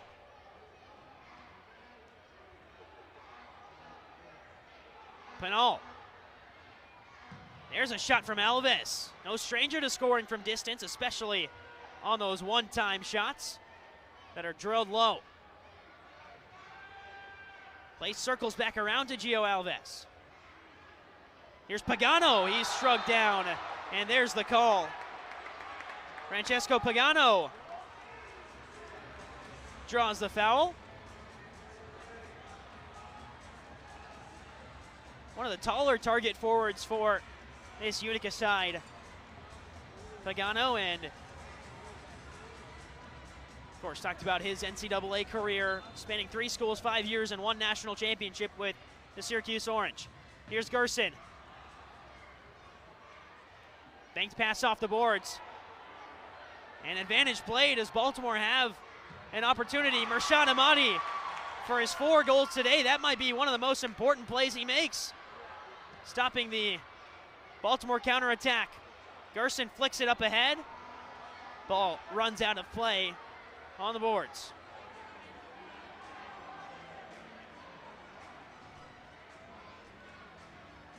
Just under 9 minutes to go in a scoreless fourth quarter. We came into the third quarter tied at 6-6 after Mershad Amadi scored his 4th of the game.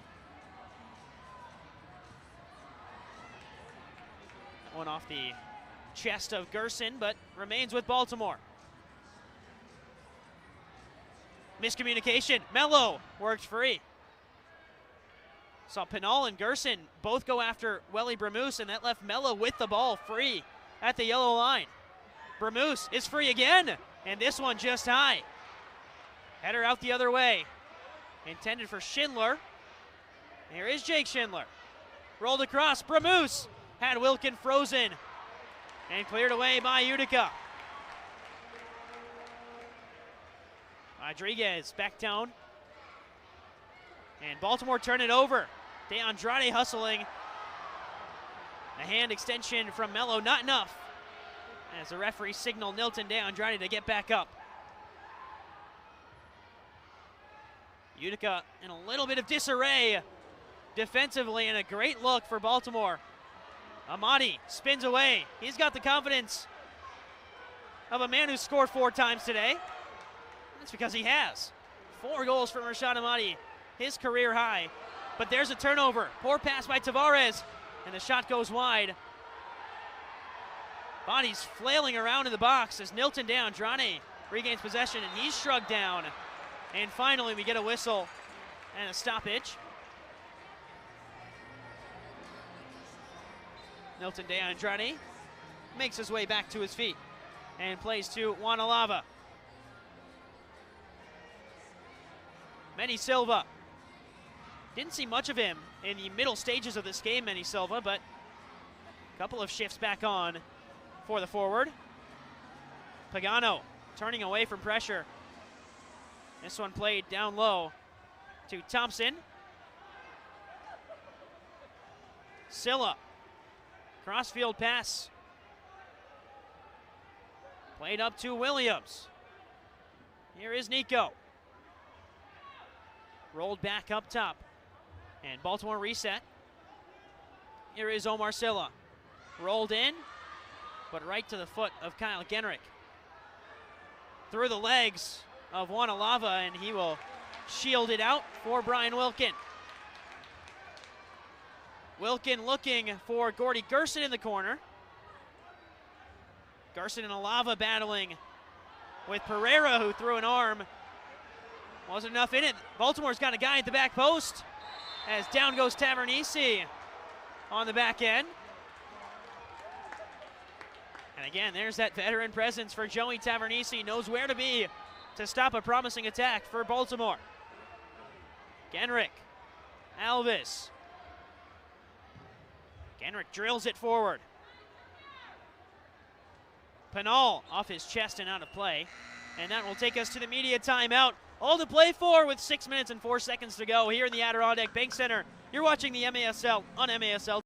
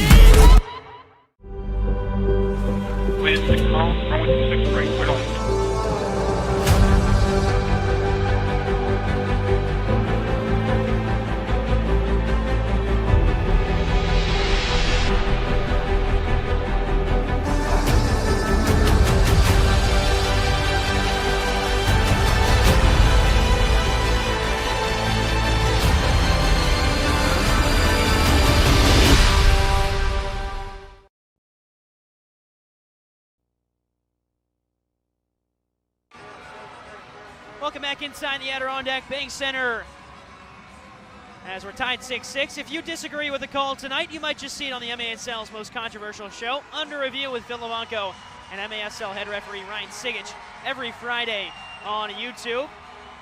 And if you've looked at the broadcast throughout the game, you'll see the MASL Heart Month promotions and a cardiac emergency. Every minute counts. Visit heart.org to learn what you can help become part of the nation of lifesavers.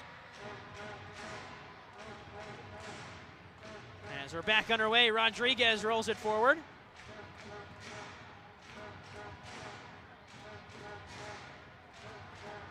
Out to Chad Porch. He's got a goal in today's game.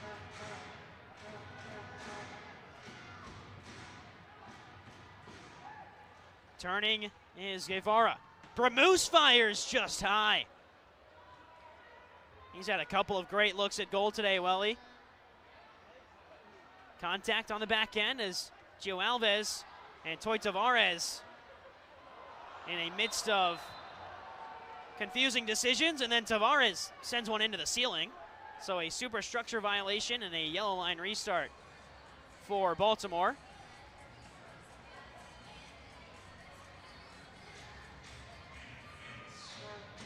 6-6 with 5.5 minutes to go.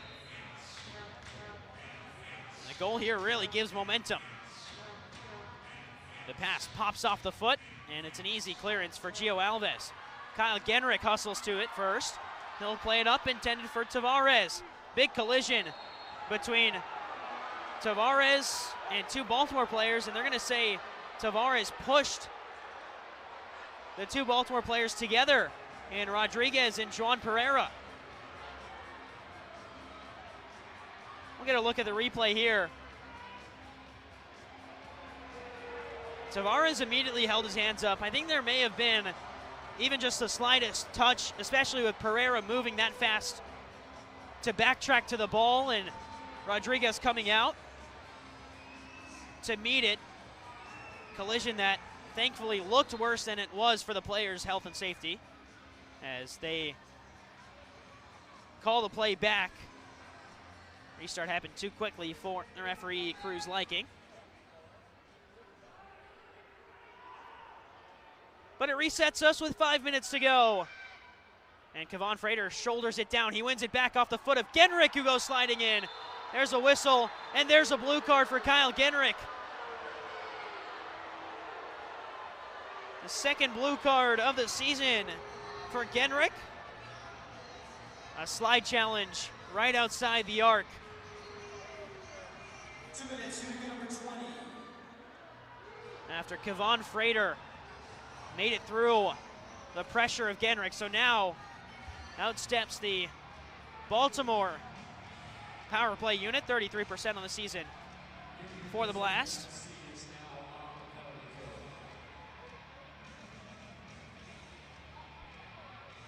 But on the road, Baltimore 1 for 4 on the power play.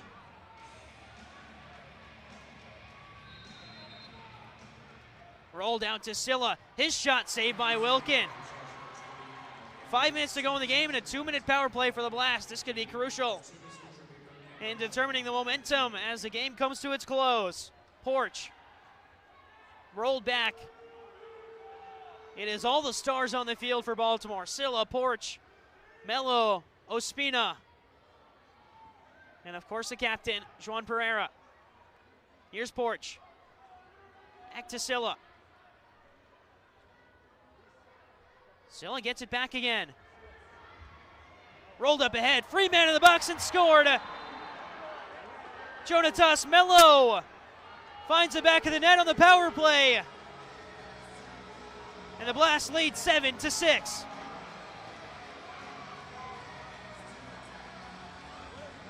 Just a gap in the Utica penalty kill. And Jonatas Melo settles down in the box. Takes a touch and on the turn fires it past Wilkin at point blank range. Nothing the goalie could do about that.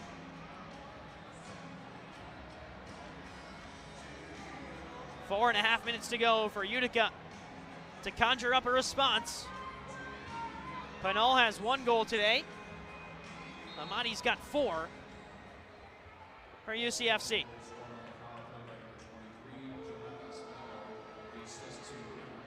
Santos rolls it up ahead. Rodriguez settles down. Scoops it long. Big collision of heads. And 2 players go down hard. It's a blue card on Baltimore. And Willie Spur is immediately down and being looked at. Could hear that one all the way up here.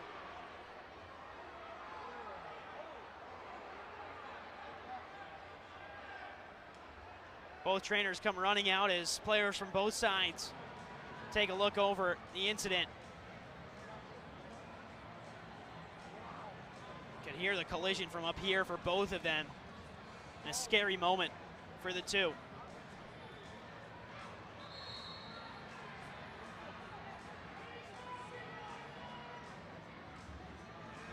It's Willie Spur and it's Nico Williams. And Williams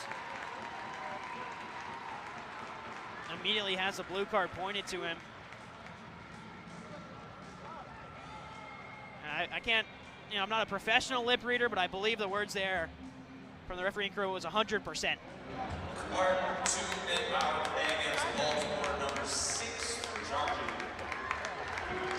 Confirmation of the blue card shown to Williams.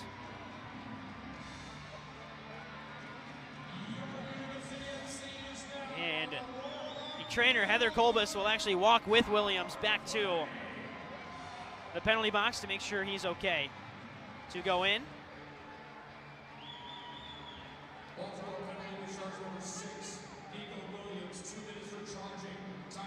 It is charging the official call.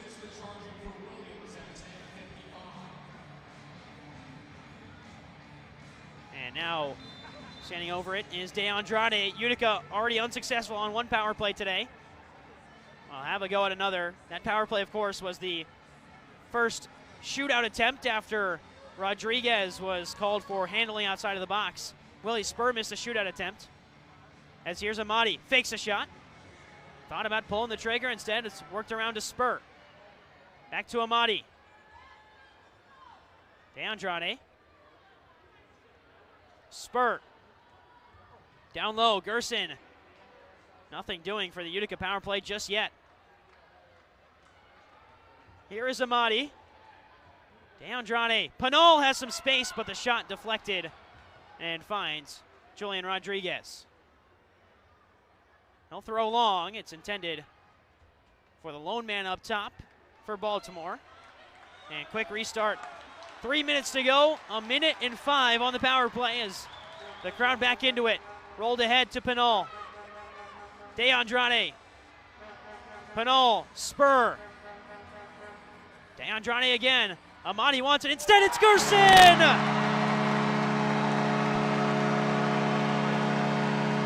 Power play goal for Gordy Gerson. And Utica City tie it once again. It's 7-7.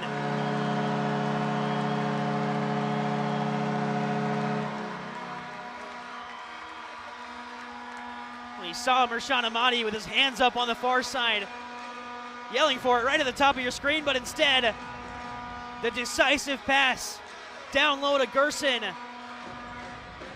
who scores with his back to goal into the near corner.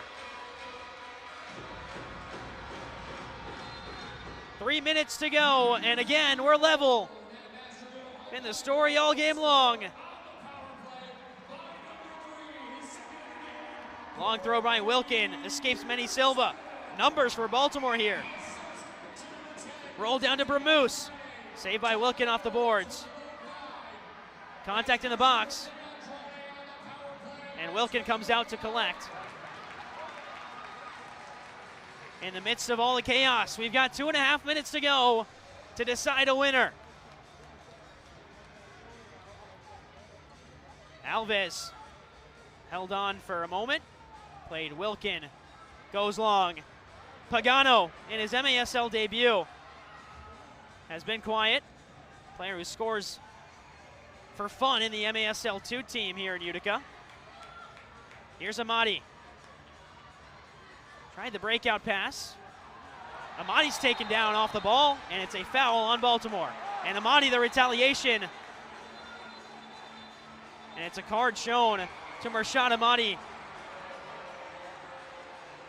Lost his head for a moment there, the push. And that's a crucial call against Mershad Amadi.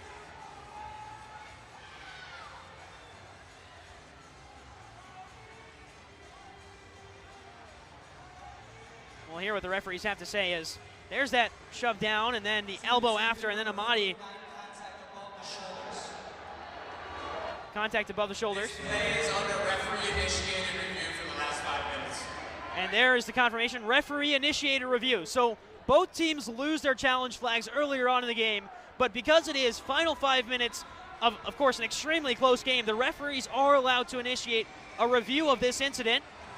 That's what they're looking at there on the ground between Amadi and Jairo Guevara. There's that first instance. Guevara just kind of carries Amadi a little bit away. And then I think they're looking if Guevara threw an elbow there, and then there's a little push at the end by Amadi.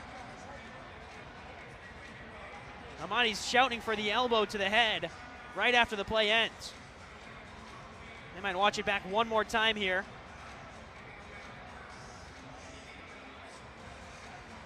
And there is that elbow you see right to the head at the end of the play.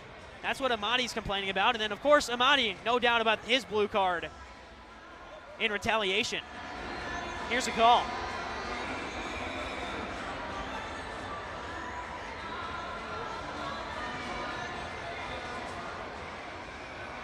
After review, the blue card to Utica, number 49, stands is called for contact above the shoulder.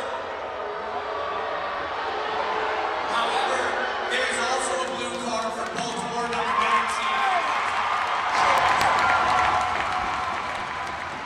There's an all-time moment for the refereeing crew.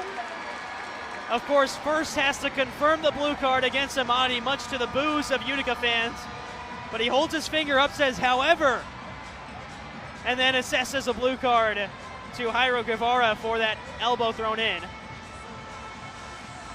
So instead of just one blue card against Utica, there is two, one for each team.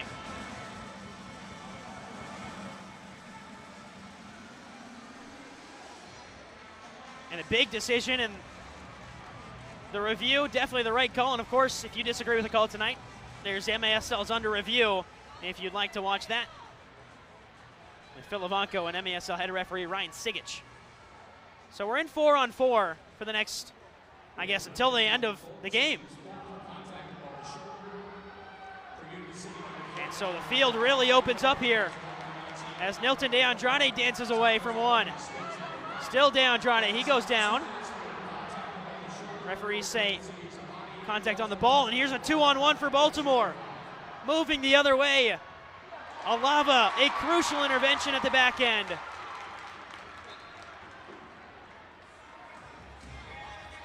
And again, if either team scores here, the 4-on-4 is not released, so it'll remain 4-on-4 until the final horn sounds, and then, of course, overtime if we carry on to that.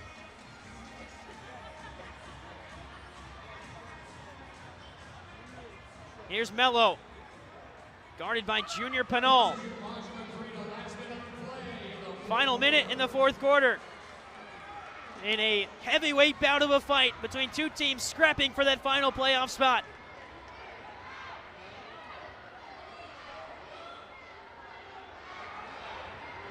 Mello.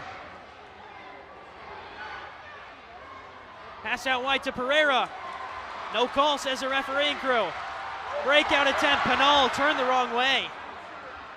And Baltimore found possession. Utica was a second behind on the change there. Logan Roberts came out a moment too late. And that could be detrimental. Here's a chance, saved by Wilkin. De Andrade on the break, 15 seconds to go. Is it Roberts? Off the boards, no one there. And Superman couldn't deliver for Utica with 3 seconds to play. This one's going to overtime.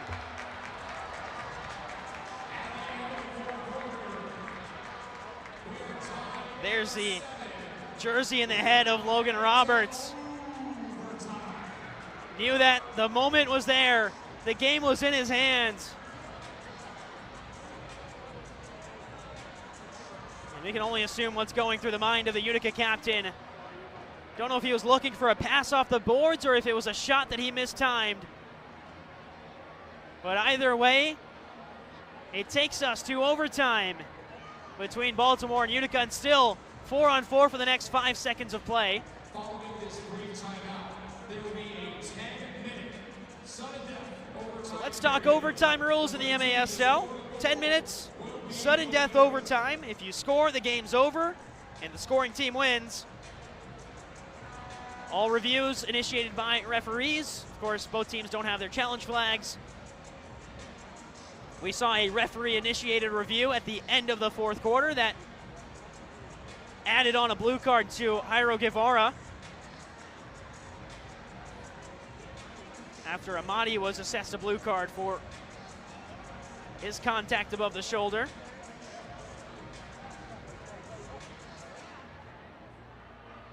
Now a big conversation for interim head coach Tommy Tanner and company. And on the other side for David Bascombe,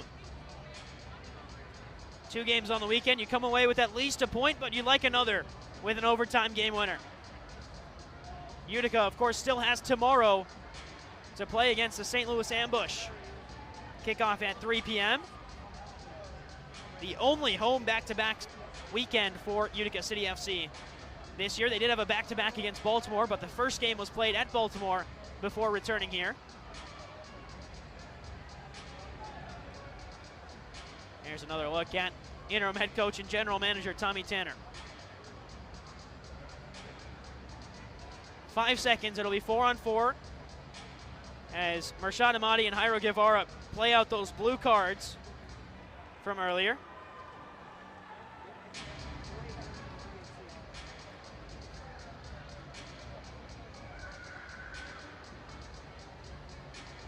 Final minute until the start of overtime, and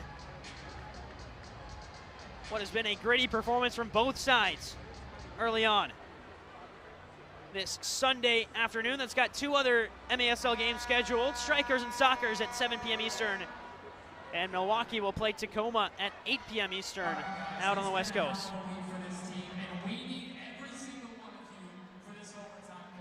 4 goals for Rashad Amadi, 2 for Gerson, a goal and an assist for Junior Pinal.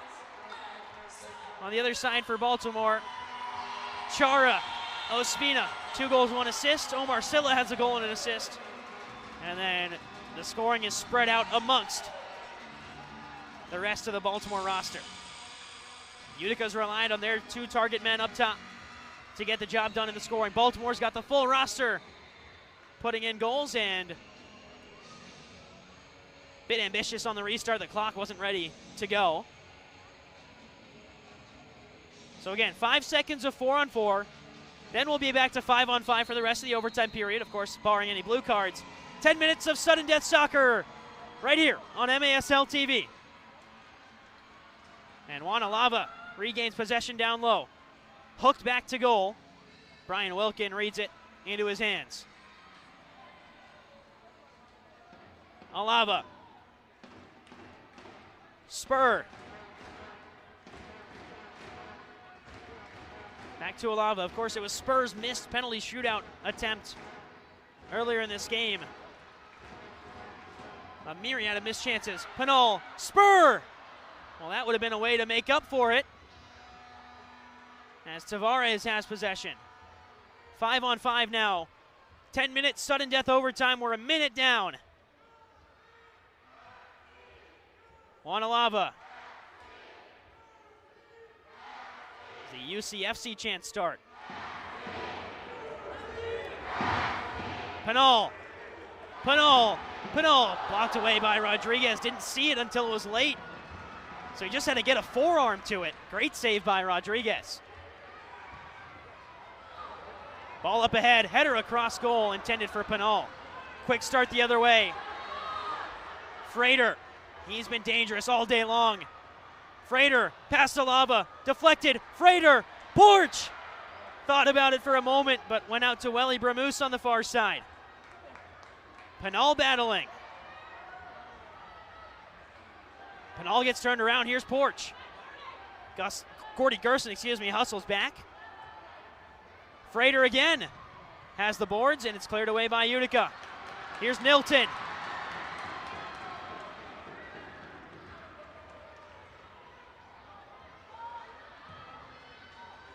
Hook down low. Pagano, the rookie. Genrick, saved by Rodriguez. Pushed out by Baltimore. Genrick wins it back. Shouts for handball. They say it's off the chest of Genrick. Through ball up ahead. Off the boards. Pagano. Lights were bright for the rookie. They have high hopes for Francesco Pagano here in Utica.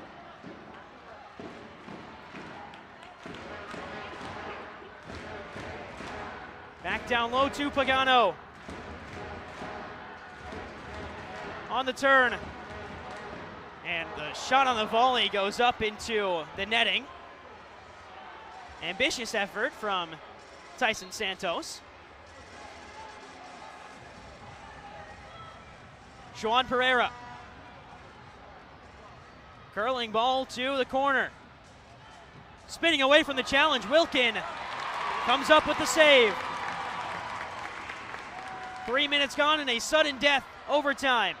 Marshad Amadi, here's a look at the Wilkin save, popped up out of his hands. De Andrade lost it for a moment, wins it back. Had Amadi ahead of him.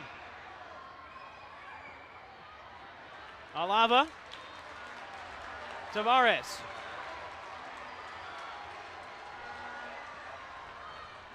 Back to Alava. Amadi. Miscommunication between Amadi and Penal. And Baltimore can go the other way. Falling down, but possession remains with Baltimore. Tavares directing traffic on the press.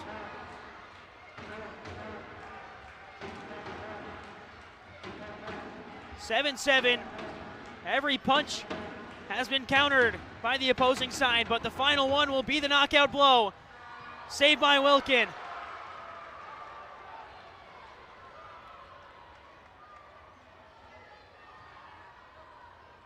Silla out wide. Silla. Volleyed pass across. Jairo Guevara. It was his incident with Amadi that led to the double blue card. There's a shot rolled in. Wilkin pops out of his chest. And Amadi has to clear it away. Still in the back end for Utica. Tavares tumbling down. Foul called on Baltimore. 5 minutes and 33 seconds to go in the overtime period. A single goal wins it. Cheers from the Utica side. De Andrade goes long. Penal. And Rodriguez claims it off the boards.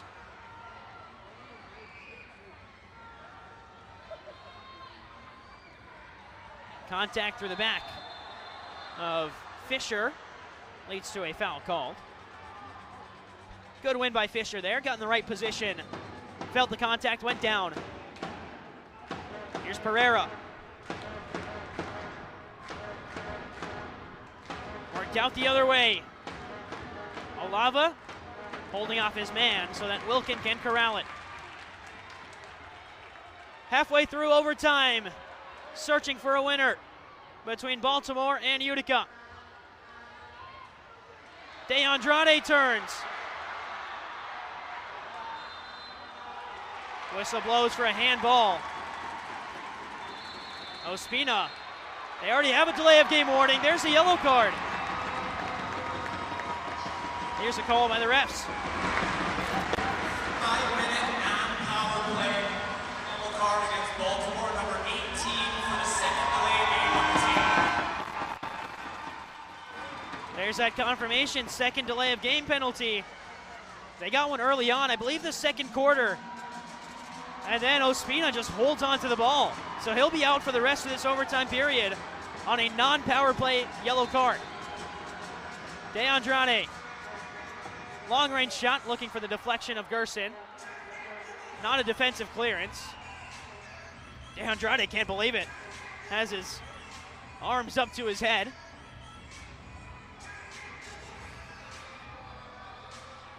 You've got Pinal lurking on the near side. Genrick over on the far side boards with Amati and DeAndrade.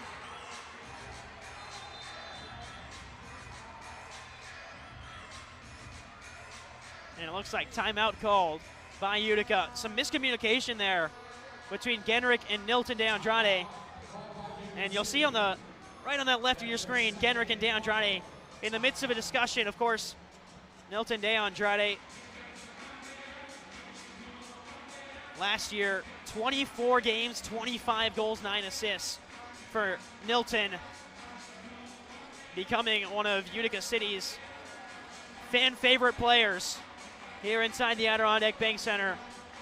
Was a team MVP last season.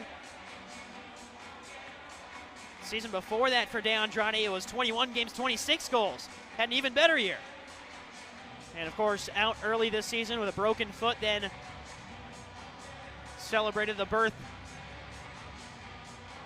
of his child. And now he's back, had 4 points and a win against Empire.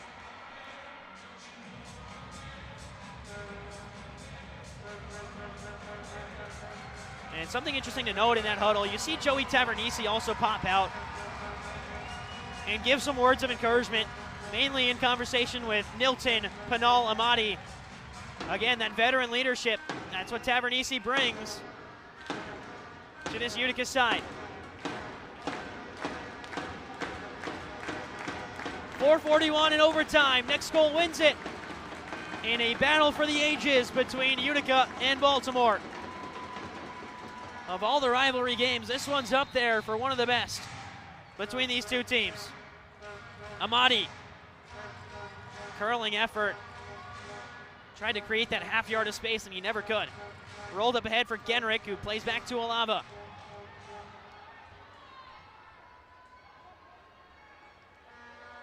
Amati from distance is high and wide. Ambitious effort for Amati, but he is the one to drag Utica back in this game.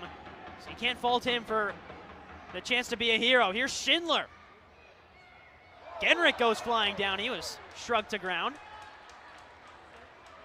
Kevon Frater, the guilty party. Here's Genrick. Native of Long Island. Now playing with another Long Island native in Tavernisi, who's out of Garden City. Wilkin. Angled off the boards for Pinal. Pinal on the swivel. Pinal the header. And he lost possession on the way through traffic. Burners the other way for Baltimore. Up off the boards, and Brian Wilkin reads it first. They'll stop play for injury to the head of Bramoose. Wasn't a boarding call, but two players just running at full speed, not trying to stop before the boards.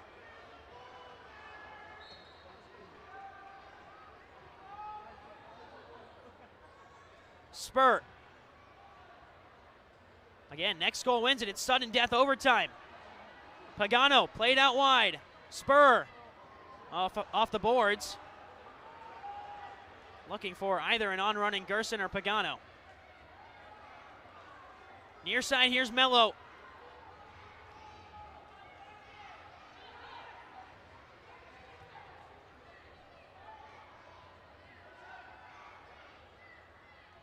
Frater battling with Alava, and Alava threw an arm. Gerson hustling off to get a change as Juan Alava is called for a foul.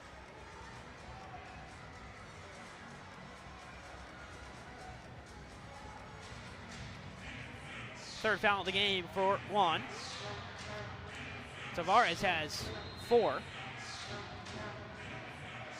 Mello rolls it. Pereira blocked on the way through. Tavares taken down from behind. Foul goes the way of Utica. Juan Pereira can't believe it. But Tavares has a little extra height on him. So when Tavares jumps up and you see Pereira try and meet him there, It is an undercut on Tavares.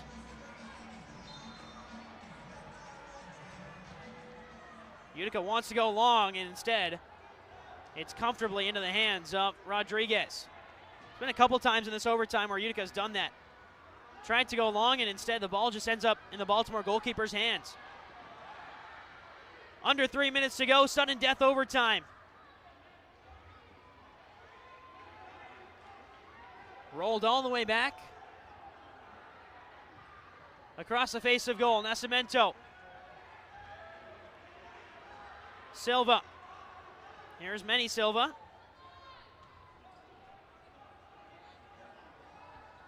Two shots on goal against San Diego for Silva, but hasn't scored since a home game against Milwaukee. Alava. Alava under pressure. Looking for the rookie Pagano. Instead, here's Frater the other way. Alava battling, shoulder to shoulder. And Alava does well to track down Kevon Frater. And then an extra shove on the back end as Utica win another free kick on the defensive zone. Again, the yellow card to Ospina. Non-power play yellow, but he is out of play for the rest of this overtime period. Up ahead, Pinal the header. And now the other way, Rodriguez. Juan Pereira. Bit too far ahead, but ran on and covered. Here's Williams. Pereira. Short pass by Pereira. And Genrick read it well. Pinal off the boards. Amadi running onto it. And calls for timeout from Rodriguez as him and Amadi meet at the ball. 79 seconds to go. Baltimore calls a timeout. It is the final timeout of the game for Baltimore. Of course, 79 seconds to go until we reach penalty shootouts.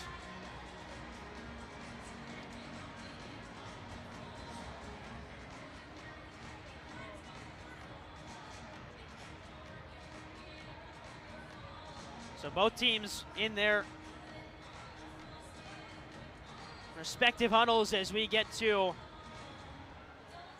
the final stages of this overtime. Again, it was 10 minutes, sudden death. We started with 5 seconds of 4-on-4 as dueling blue cards for Amadi and Jairo Guevara were expired. And right now there's a yellow card for Ospina, who's got 2 goals today for Baltimore, but it was a second delay of game penalty, or a delay of game incident that led to the yellow card penalty being issued on Ospina.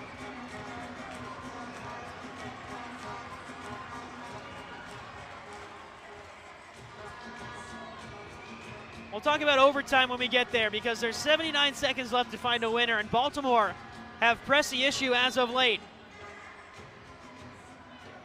Roll down wide, here's Juan Pereira.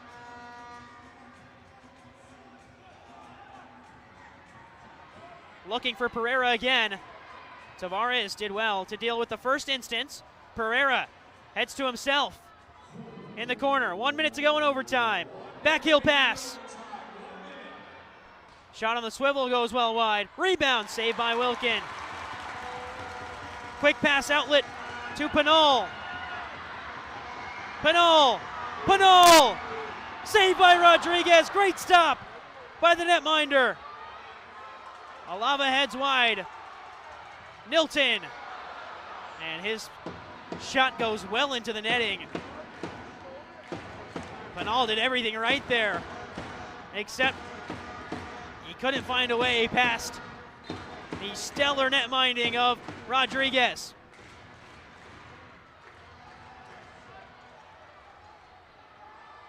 Pereira. Tavares wins it back. Amadi caught under his feet for a moment. Took a deflection. Pushed away by Rodriguez. Well, that would have been some way to end it. Rolled out wide by Alava, but right into the path of Baltimore. Nascimento turns around. Final 3 seconds, and we're going to shootouts. For the first time this season, Utica doesn't have a decider in overtime, whether it's a win or a loss. And UCFC heads to shootouts against Baltimore.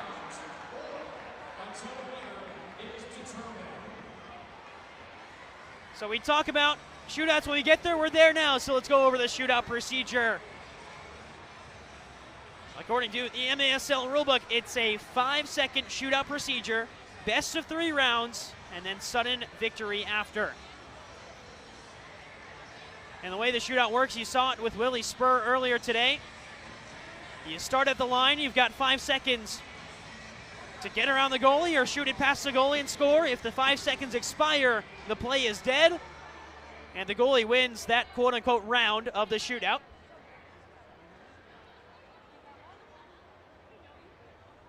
Rebounds are in play on a shootout, so keep those in mind. You might go for a Wallace score, try and draw out the goalie off the far boards.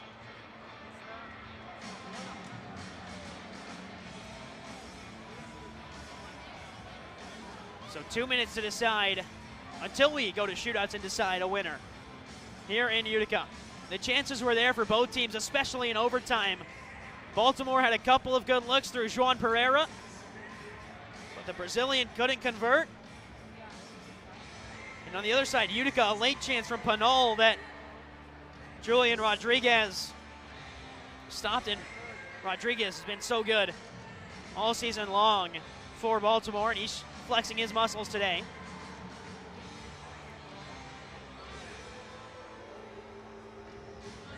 So between the two goalies, Rodriguez and Wilkin, Rodriguez has a bit more of the futsal experience. Wilkin, after finishing up his collegiate soccer at Nazareth, played for the Lancers in Rochester, and then with Utica City. Rodriguez, that futsal experience helps a little bit, especially in these shootout moments. You're used to those quick reactions, the quick split saves. Of course, Wilkin has developed that in his time in the MASL. And right now it's a meeting at center to decide which end the shootouts will be kicked at. If you're Baltimore, you'd like to shoot away from the Utica fans, from where the Utica fans are congregated, I should say. For the first time this year and the first time in a long time here in this building, we got a shootout. Shootout upcoming in 20 seconds or so when we get set. Rodriguez, Wilkin, the two goalies. Earlier this year, Drew Taylor stopped a shootout attempt in Tacoma after Wilkin was issued a blue card.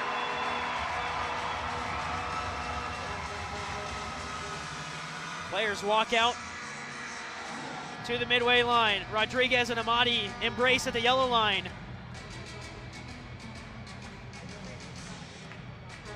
Rashad Amati came from MASL 2 last year. Spent some time in Albuquerque, some time in Wichita. Was a second-team All-Star in the MASL 2 a few seasons ago. Last year was an MASL running for Golden Boot in MASL 2. Now he's on the field in MASL. He's got 4 goals today for Utica. What can Amati do in the shootout? It's high off the bar and out. And the man who's dragged Utica into this game goes over Rodriguez, but over the goal in the first shootout attempt. So now up steps João Pereira, native of Sao Paulo, Brazil. 11th MASL season, 200th regular season game for Pereira. Pereira, denied by Wilkin.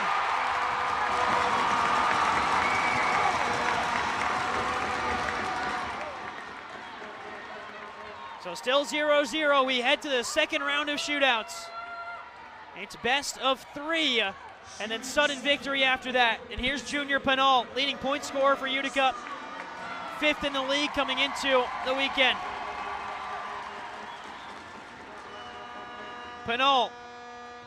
Saved by Rodriguez. Met it on the ground. And Rodriguez is 2 for 2 on stops. Didn't save the first one, but forced a mistake and saves the second. Jonatas Mello comes out. 25 points on the season for Mello. Saved by Wilkin. Stuck out the left hand and got it.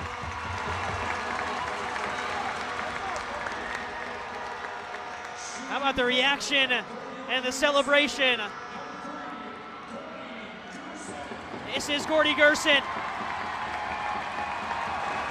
If there's ever a player to call the banker, it's Gerson. He delivers on Sundays. Here's Gerson, and he's high and wide.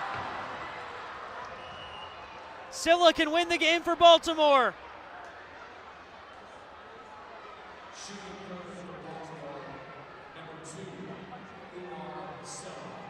Wilkin needs a save to keep the shootout rounds going. Omar Silla can win it. Silla scores! It's over! Baltimore win the shootout and come away with 2 points on the weekend. An 8-7 final score. And the Blast come to Utica and get the job done.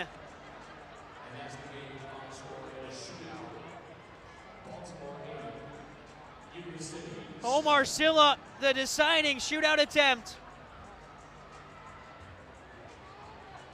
Had a goal in this game, as well as an assist coming into it. And it's placed perfectly in the top left corner. Wilkin was flat-footed and couldn't reach it. And a great strike by Silla to decide the game. Utica walks away with 1 point, up to 13 points on the season. Baltimore will jump to 19 on the season. We're trying to close that gap between 5th and 6th place. Tacoma, 20 points. They play later today. Baltimore now just a point behind. As there's Wilkin and the rest of the Baltimore side shaking hands and closing out the game.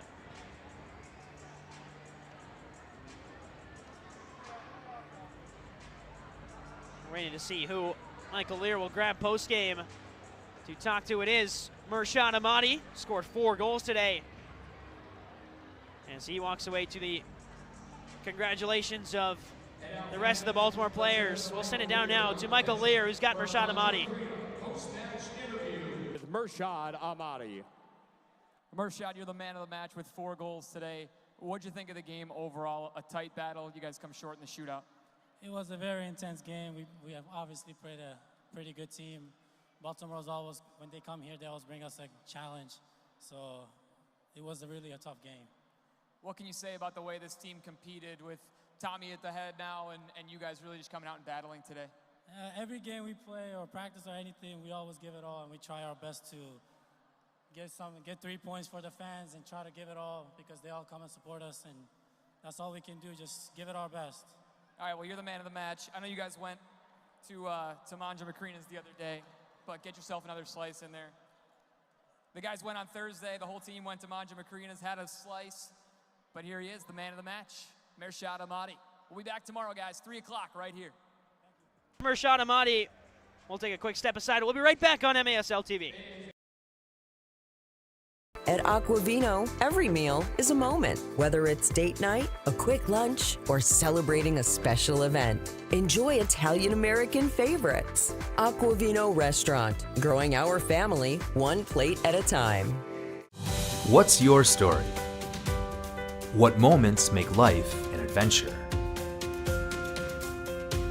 Community is where memories happen.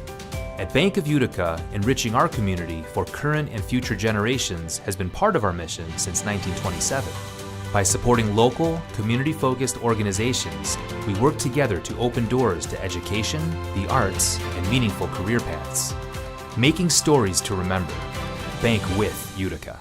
At Rome Health, we bring the best orthopedic and sports medicine care right to your neighborhood. Our experienced team includes orthopedic surgeons, sports medicine specialists, and physical therapists working together to get you back to the things that you love to do. So whether you need an injection for arthritis pain, rotator cuff surgery, a joint replacement, or help recovering from a concussion, we're committed to delivering superior care to you. Rome Health, the best orthopedic care out there, here.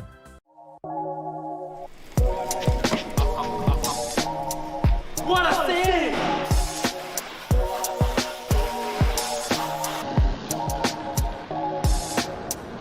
What a save! What a save! And now it's your turn to save here at Master Vito Hyundai on Commercial Drive in Yorkville or online anytime at mastervitohyundai.com. Make your move to Master Vito Hyundai. Babe's Restaurant and Bar believes great food brings people together. From comfort classics to crowd favorites, there's something for everyone. Open daily for lunch and dinner, plus brunch on the weekends. Come home to Babe's.